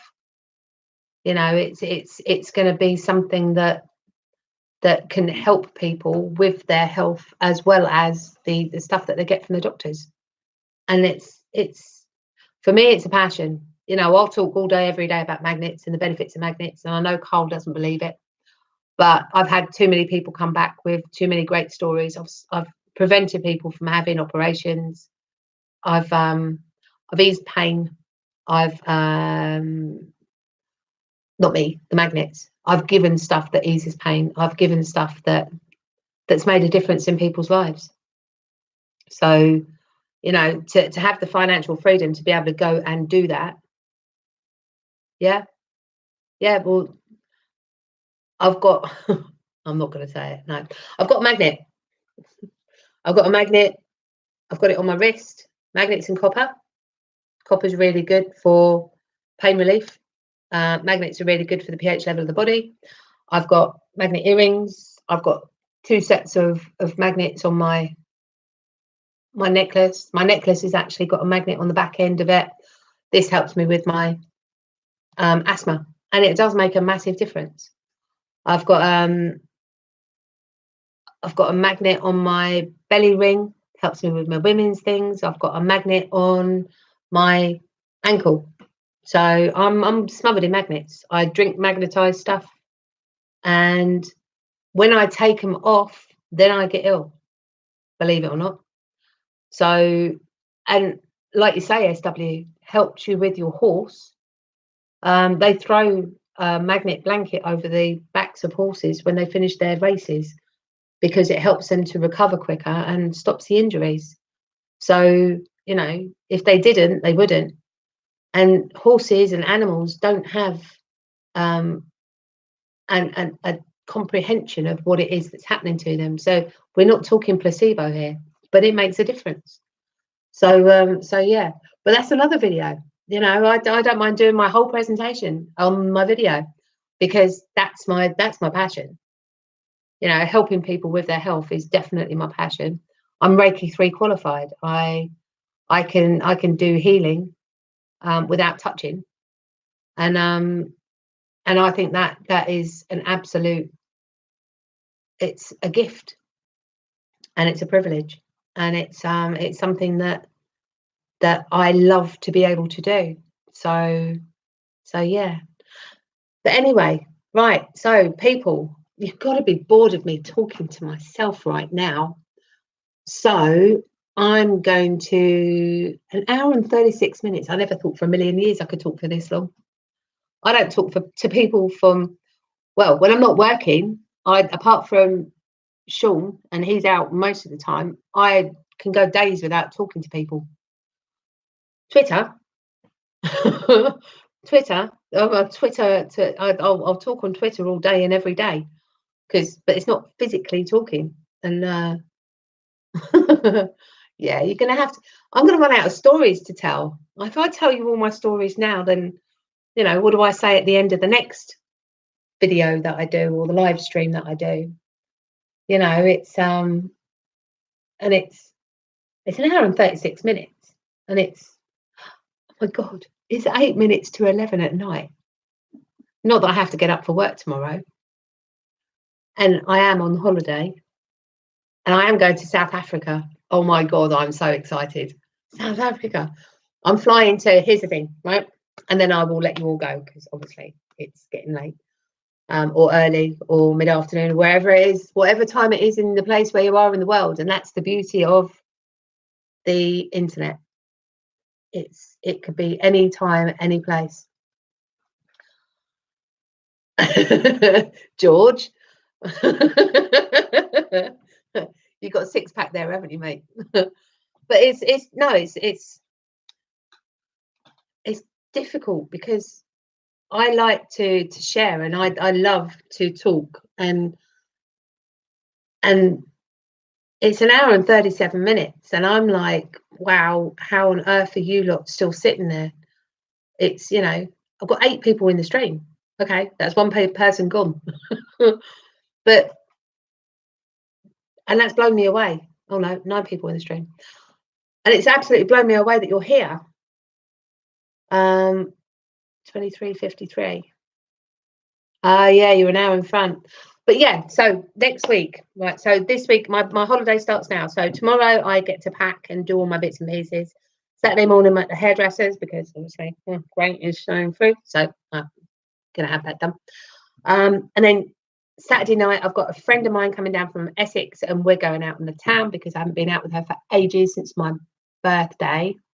She's the lady who shot the video of me very drunk in the ladies' toilets, going from toilet door to toilet door because they had famous people on the doors.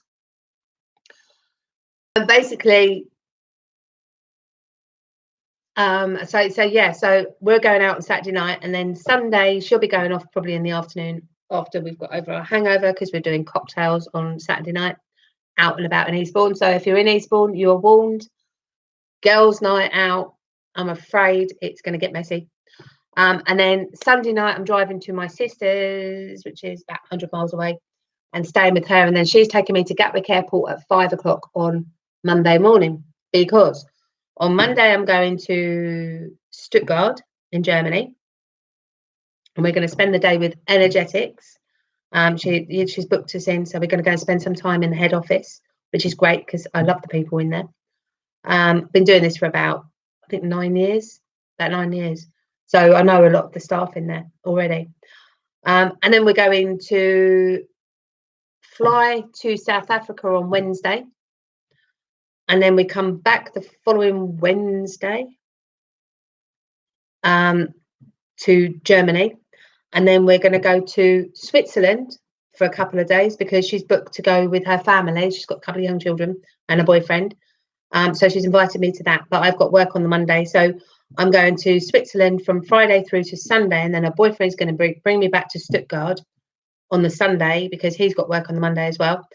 And I fly out on Monday evening, come back home, and then I drive back. My sister's picking me up. I spend an hour with her, drive home by about midnight on Sunday night, and then up for work on Monday morning.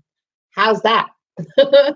It's going to be epic and awesome. And I will take you on that journey with me because we have got walking safaris, we have got driving safaris. We're going to a couple of the big game reserves. It is going to be awesome. I will do so I can't do live stream because obviously the Wi-Fi out there isn't going to be that good. So I'll do some videos. I might talk shit. I might talk crypto. You never know. You never know what I'm going to say ever. And then basically I am going to make sure that whatever I do, it's either going to be forward facing and getting the full picture, or if I'm doing a video where I'm talking, then there will be something awesome hopefully behind me, like elephants or giraffes or zebras, hopefully not lions, because yeah, I met a lion last time I was in Kenya. I've got videos of that as well.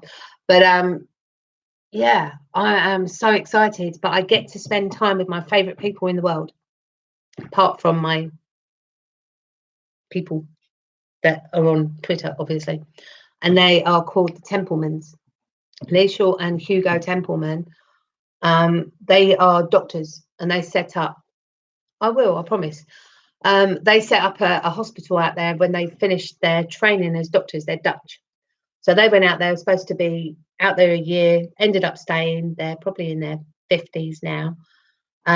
Ended up staying there, and they set up a hospital, and they've been dealing with the AIDS epidemic that they've got out there. And basically what they've done over the last, 30 years, is they've saved a whole generation of children, because they've worked out a way of, if they can get the mother who's pregnant by the 3rd trimester and get them on the concoction of drugs that they've developed, that baby is born without AIDS. 100%. Well, 99%, I think it is. Their success rate is 99%. So they've done that. So what's happened is the South African government has taken that on board. So they brought it into their normal hospitals. So they're doing the same thing. They're having these babies born without AIDS, which gave them a different direction to go on. So now what they're doing is they're taking the children that are surviving the mother, because the mother dies at some point of AIDS. And usually what used to happen is the father would turn up or the uncle would turn up, and they would get sold, and they would have AIDS within X amount of time because they treat their children like shit. So what they do is they bought some land around, and they've set up like it's like a specific housing. So it's only small little houses, and they've got their own little plot of land, and they've got their own little picket fences and everything like that. And basically what they do is they take the children and keep them safe, so the families can't take them, because they get the mothers to agree before they die that they are now responsible for the children. So they see them in the orphanage to start with until they're old enough to go out, and then what they do is they allow them to live there, and all they have to do is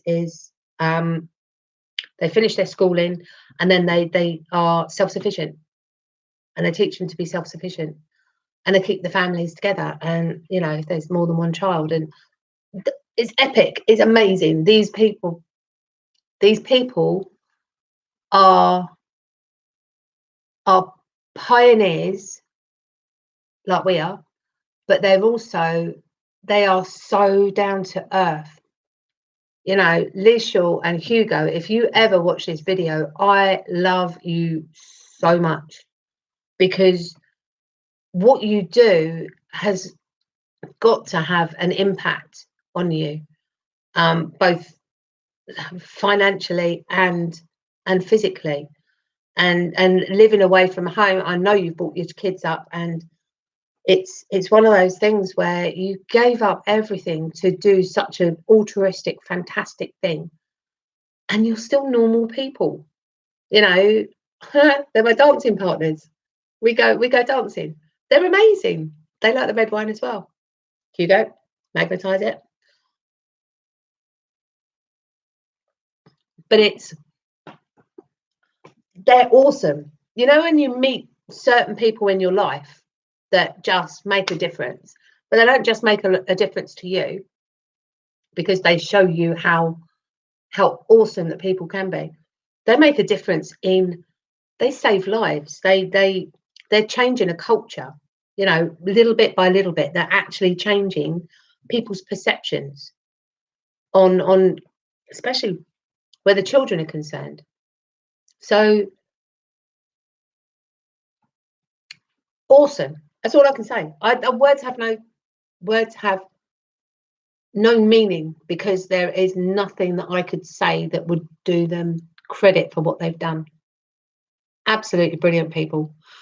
The Templeman Foundation was being set up, and they support all the local villages. They're very much into community and everything like that. You right, Sean? Yeah. Night. Oh, okay. Not night. I'm still streaming. Yeah. 1 hour 46 minutes. I can't believe it. Hey Tom, you've missed it. They're saving generations. You're right, Anne. They are saving generations, and they're the people that I want to be. When I grow up, I want to be just like them. You know, part of the 17 world goals of the unsustainable development. Josh, that's part of the 17 world goals of the unsustainable development goal. Yeah, I think I get what you mean there. Unfortunately, the eradication of diseases, they could eradicate most of the diseases. I mean, you're not telling me that the Ebola was something that just came out of nowhere. That was a test.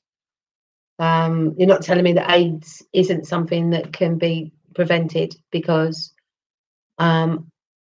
there is a concoction that you can have that actually prevents it from being passed on. It's a case of there is a cancer. There is a cure for cancer. I mean, there's no two ways about it. There's a place in Mexico City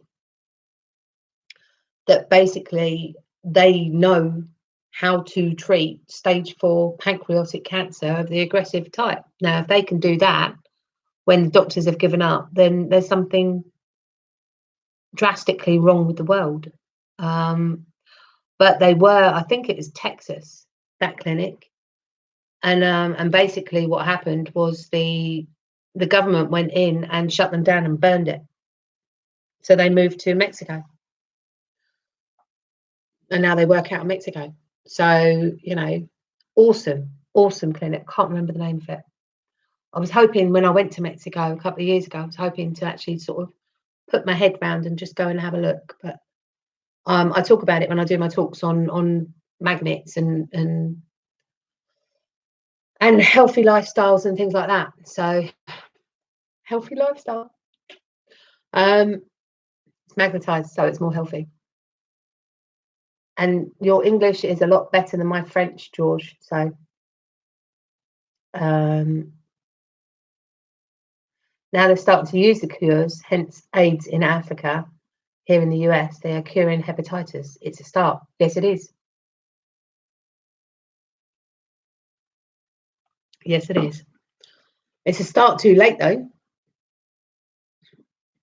It's a start way too late.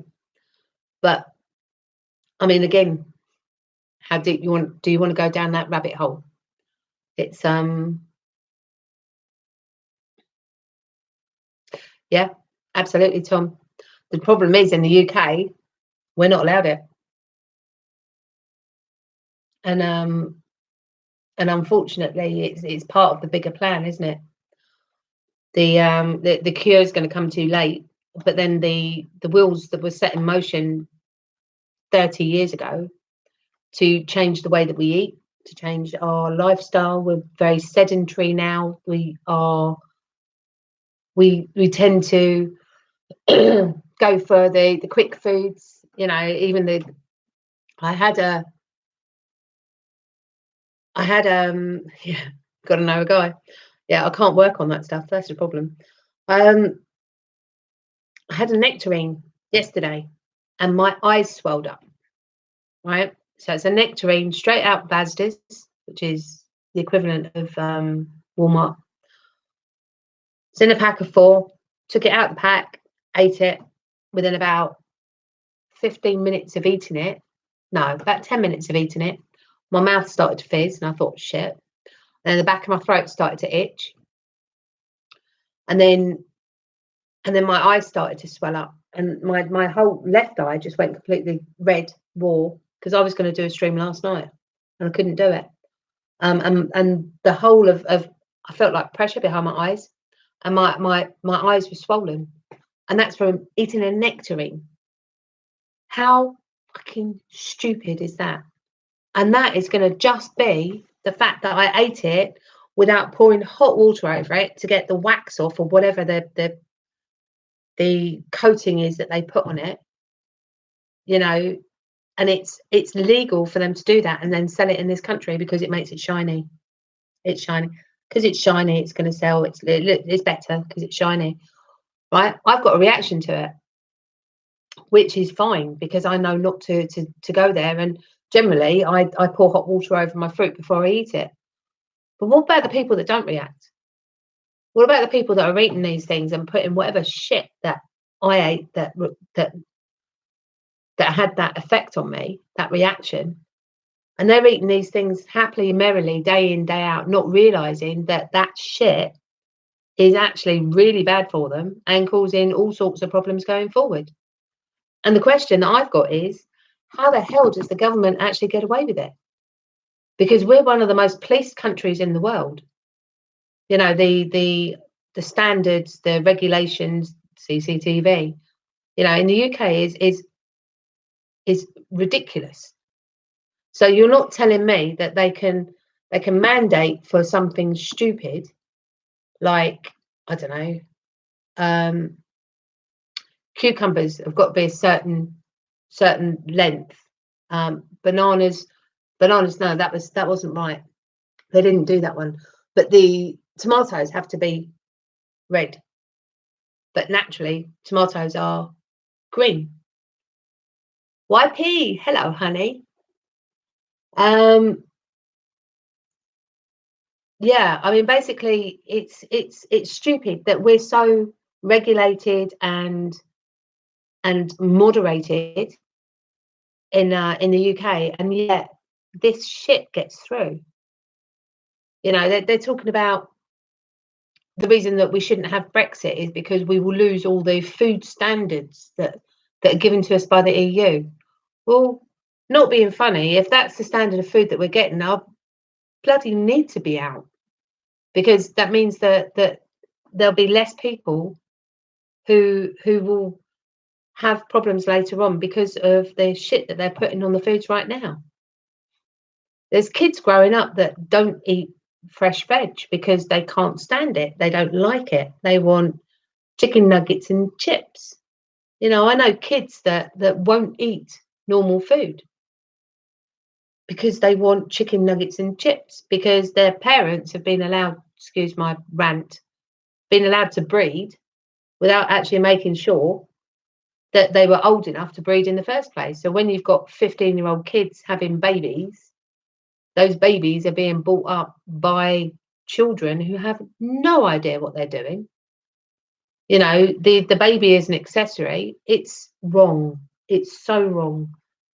You know, I know you can go from one extreme to the other, but and where do you stop? But regulation and allowing things to happen isn't actually a good way of community or countries being policed, because people need to make their own minds up. But we need to make it, what they're doing at the moment is they're trying to make it harder for people to stay on benefits, because they're trying to demonize people on benefits. The reason that we didn't have so much child pregnancy back in the 50s and 60s and 70s and 70s, and it stopped in the 80s, was because they demonized the people who were having babies out of wedlock. So when did it become acceptable for people to have babies when they're babies? When did society actually find it acceptable that kids having sex and getting pregnant at 15, 16 years old is acceptable?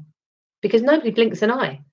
I find it reprehensible. I think the parents should be shot, personally, you know, for not bringing their children up with proper morals, but also, you know, not making sure that they're safe, because they're too young to actually understand the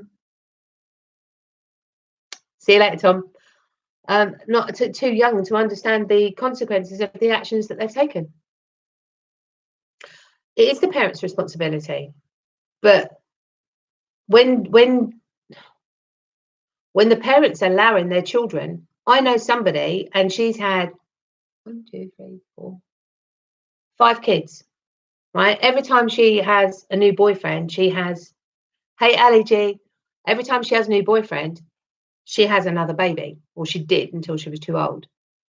And her youngest, because she can no longer have children herself, her youngest, she promoted her 15-year-old daughter going out with a 24-year-old man who moved in with them and slept in the same bed as her 15-year-old daughter. To me, sorry, paedophile. And basically, girl got pregnant and she expected to take that baby. And when the girl moved out and decided that she was going to bring her baby up herself, as a 15-year-old child, no, as a 16-year-old child, watched over by the state, but allowed to keep the baby. And she doesn't change the nappies properly. She doesn't look after the baby properly. You know, it's ridiculous. It's got to we've got to a system where anything goes, and it's not right. Hey, Clara, I'm talking about a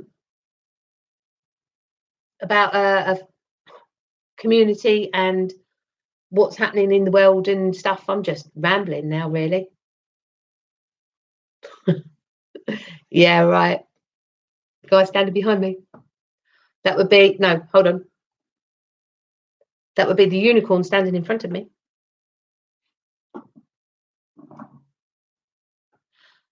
George, it's the same here. You're not allowed to actually have you're actually not allowed to slap your kids here. There's no form of corporal punishment allowed at all.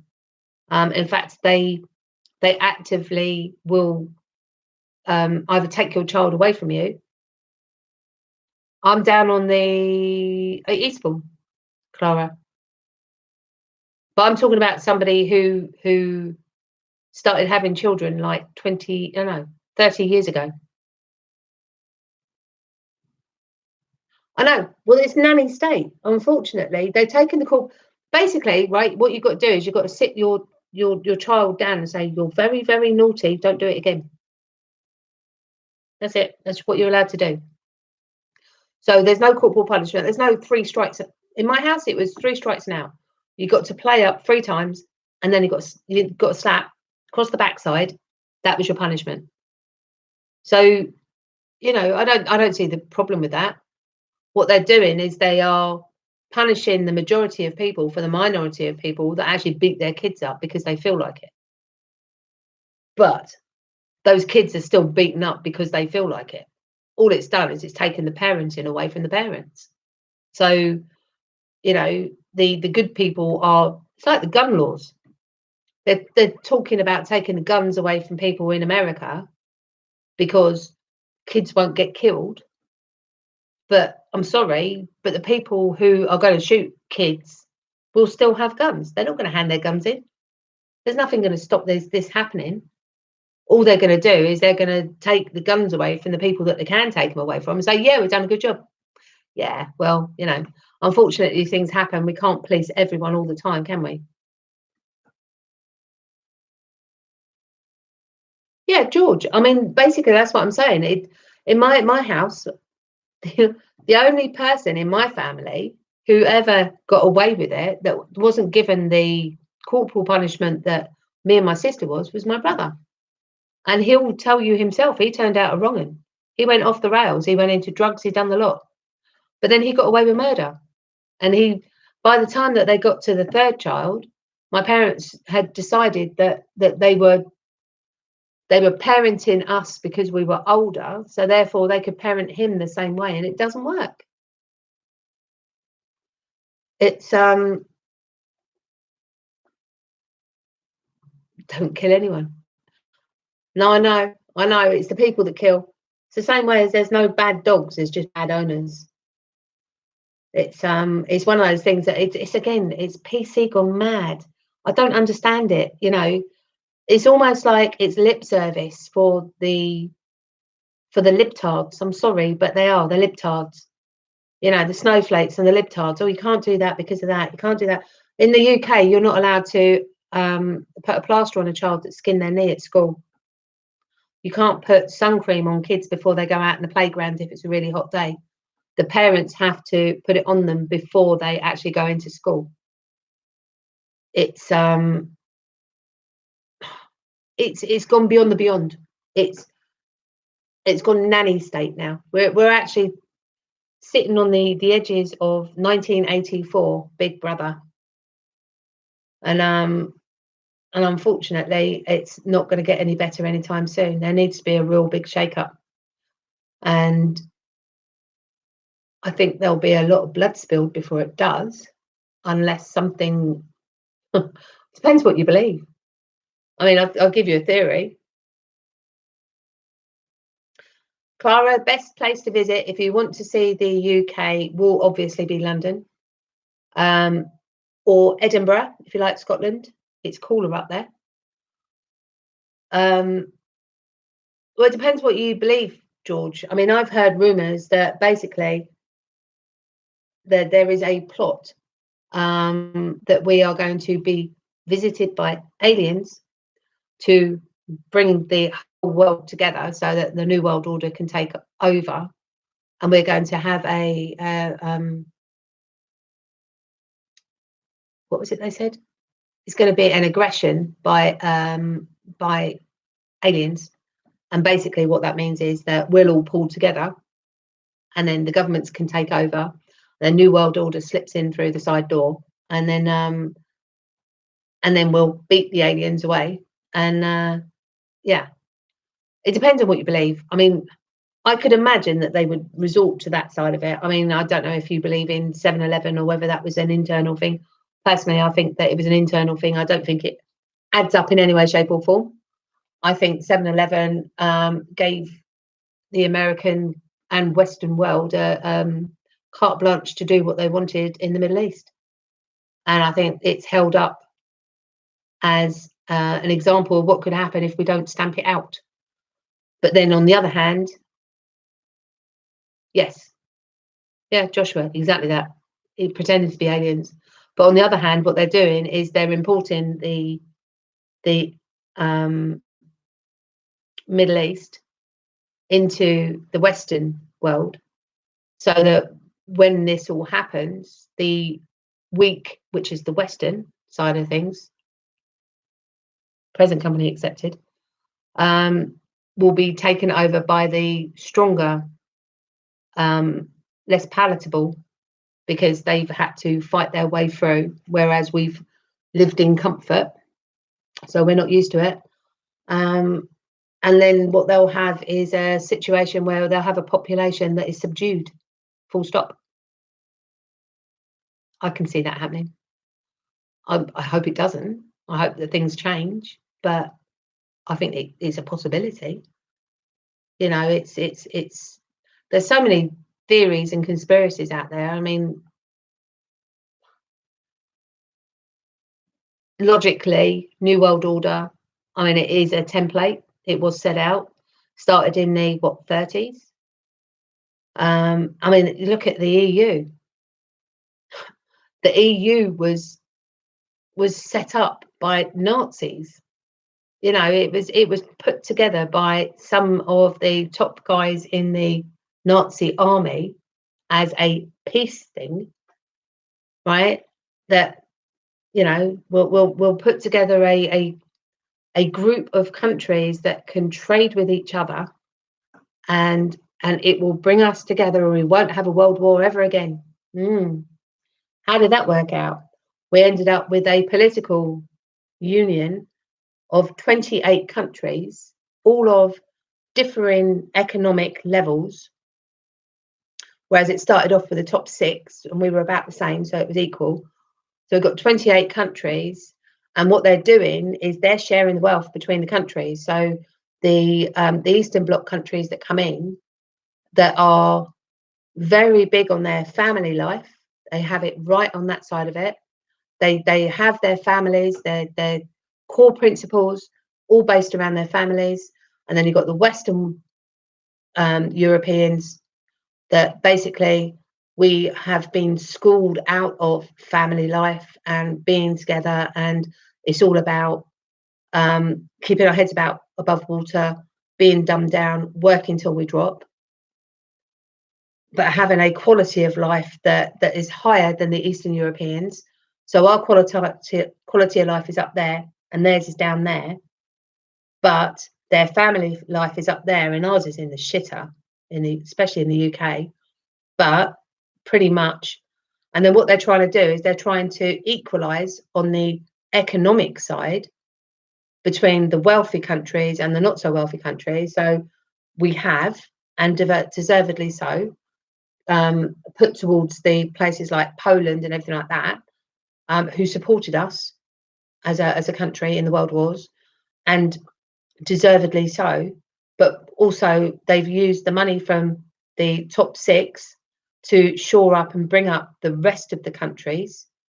So our standard of living's going down, their standard of living's going up, their family life's still up there, and our family life has got worse because we have to work even harder to stay the same.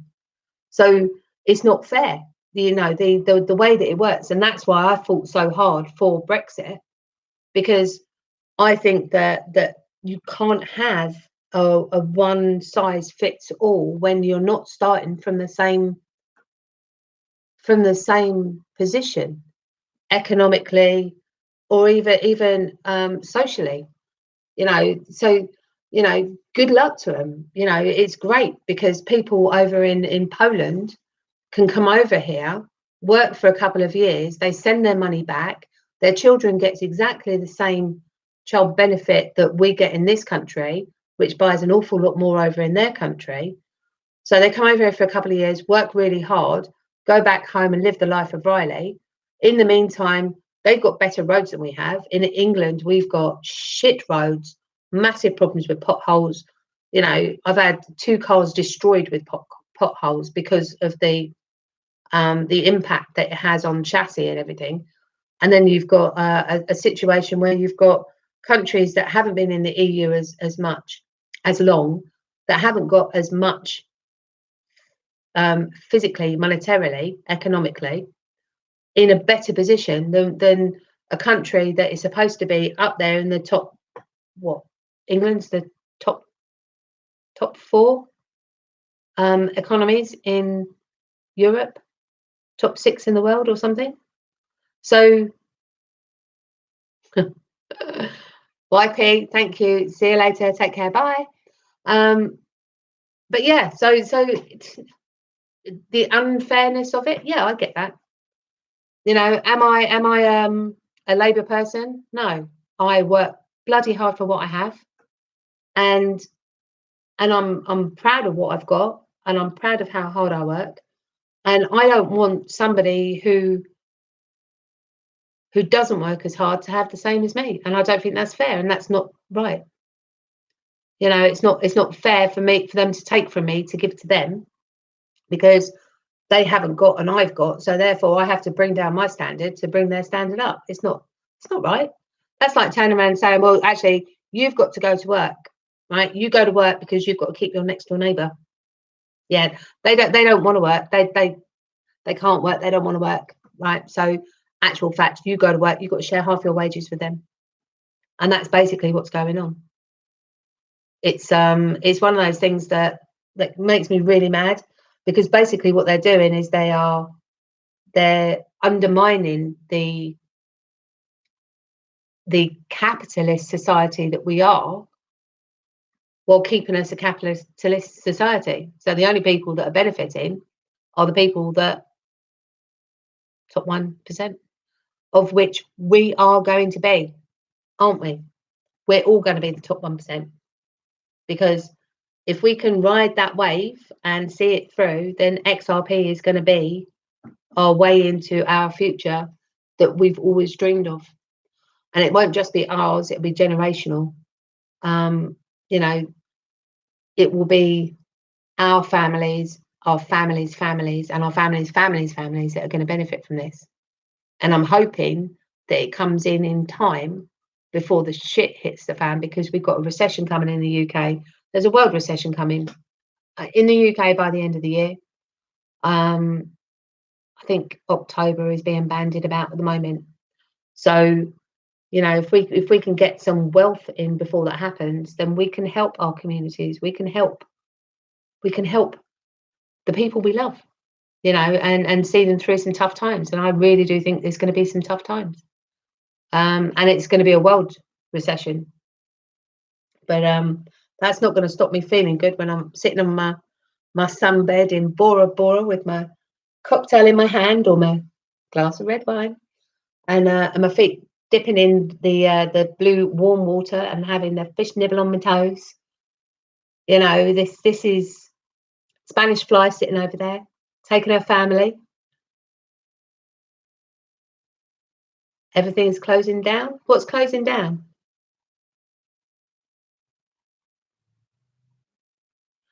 Yeah, AI and blockchain. Yeah, but they're going to have to share the wealth around, because you're going to end up with a subclass of people otherwise. I mean, I've heard that there's places in America where you've got roads where you've got homeless people on either side of the road. What's that all about? How the hell does that happen? How do people get displaced so badly? You know, it's ridiculous. There needs to be a shake-up, because if people can't work, then they shouldn't be in a country that they weren't born in. Spanish Fly, there will be. Right, there will be. We are going into a bull run. There is no two ways about it. It's just what we do. See, the way I look at it, and I've got this. Here's the thing. Here's the thing. When I've had red wine, I say, "Here's the thing," all the time.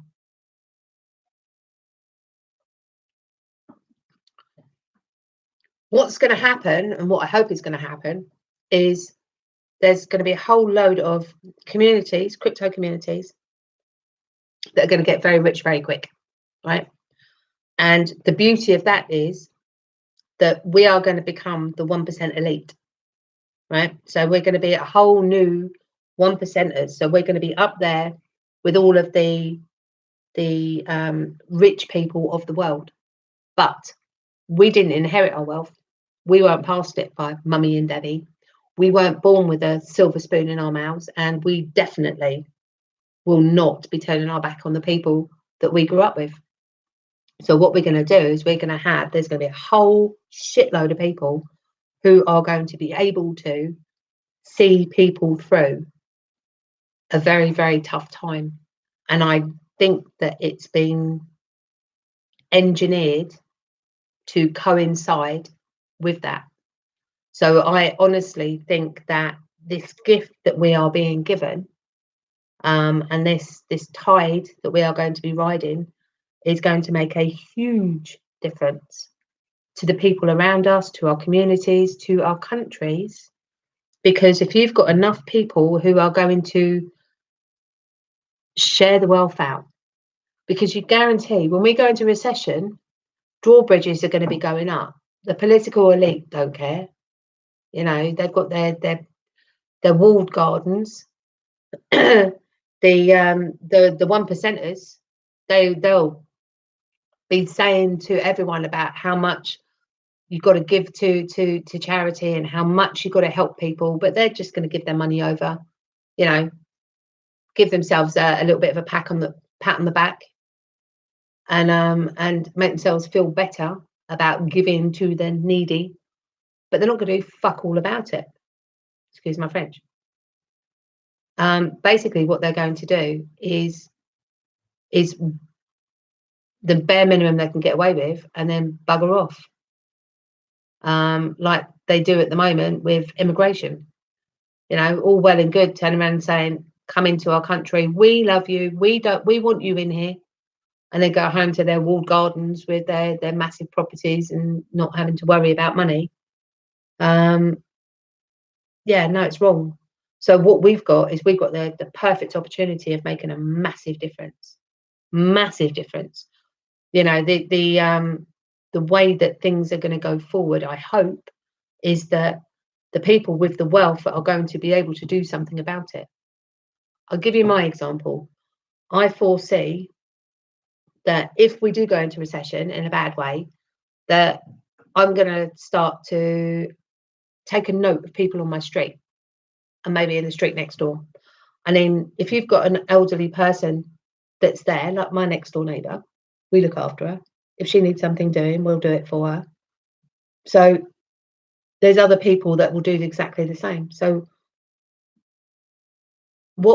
yeah, exactly, Fly. But we know different. So basically what I foresee is that I'm going to go to someone and say, right, you're an electrician, you're out of work, aren't you? Got a family to feed. Yeah. Tell you what I'll do. I will buy you a food parcel every week for the next 3 months. But what I want you to do is, for that food parcel, I want you to go out in the community for the next 3 months, and basically I want you to go out into your local community and help anyone that's got any problems with their electrics. You know, the mechanics, I'll do the same thing. Go and help people with their cars. Although, you know, it's little bits and pieces that people can do. You know, if you've got a single mum with kids, then you can go down and you can tell and say to her, right, well, I need you to run I need you to contact a lot of these single mums, and what I want to do is have I'm going to rent the community centre. I need you to run some meetings for me. I'll pay you food for the next couple of months. You run the group, but I want you to feed back if anybody's in need, and do it that way, and make people work for it, but make them go out in the community and touch base. You can build the community spirit back just by doing little things. It's not going to cost huge amounts of money, but basically what you're going to do is ensure that people are reaching out. So you're not going to have the same as what happened in the Great Depression, where people were dead in their houses, and weren't found. You know, you need to be able to go and knock on your neighbour's door if they haven't seen him in a day or two. You know, you need to, if you've got somebody who's, I don't know, it might be winter and they can't afford to put the heating on. old people die in the UK because they don't put their heating on, right? They have a choice. They either eat or they're warm. So they leave their heating off so they can eat. And then they die of hypothermia. It's ridiculous. Ridiculous. Why on earth would that ever happen in the Western world? I have no idea. And it's wrong. It really is wrong. And that's what we need to do. We need to be the different. We need to be the 1% elite that actually makes a difference to the rest of our communities. And I see that as a great task that has to happen in order for us to get back the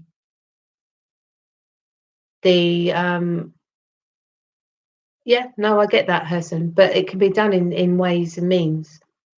I'm giving you an idea here of ways that things can be done to be helpful to others, you know, and it might not work in your local where you live or anything like that. You might have to find a different tact, but it's a case of, if that's what you can do, then if we are, what is it they say? With great power comes great responsibility.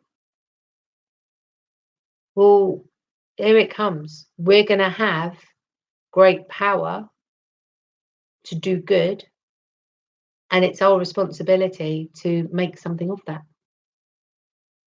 And that's where I'm going to leave it, because we've been on there for nearly 2.5 hours now. How the hell have you put up with me? Oh my God. Oh my God. Right. Okay. I'm going to have to go now because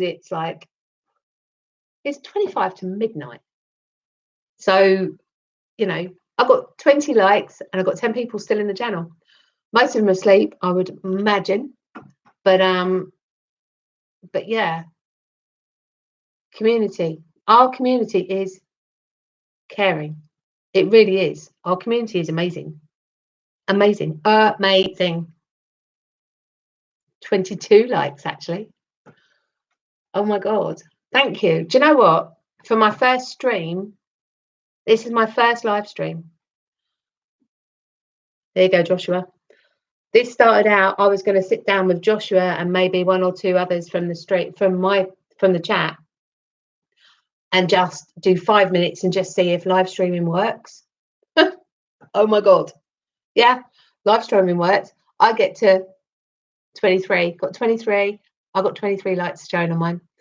I quite like this live streaming thing, but I would prefer if I was interactive with somebody else. So I'm going to also do some, I think, some chats, some not necessarily interviews. George, you've had 3 Superboc toasts, so I'm going to have to say goodnight. It's something where I've thoroughly enjoyed it, but you know, there's too much of a good thing going on here. And thank you for sitting with me and putting up with me. And yeah, well, I'm big into Zoom. It's just whether or not I could do the Zoom on YouTube. I think you can, but it's how it gets done, and I'm not very technical. So we might have a one-to-one Zoom call with someone so that I can work out how to bring that into live stream. But yeah, I'm going to love you and leave you.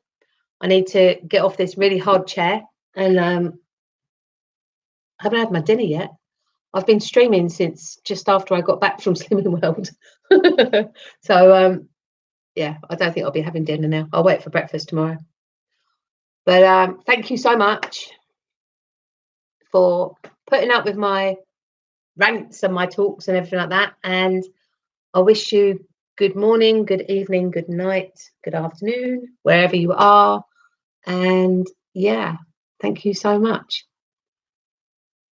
Learning curve is what it is. I've got faith you can figure it out. Thank you for the stream. Herson, Suffolk. I'll be up there soon. I used to live in Dunmow, just outside of Stansted Airport.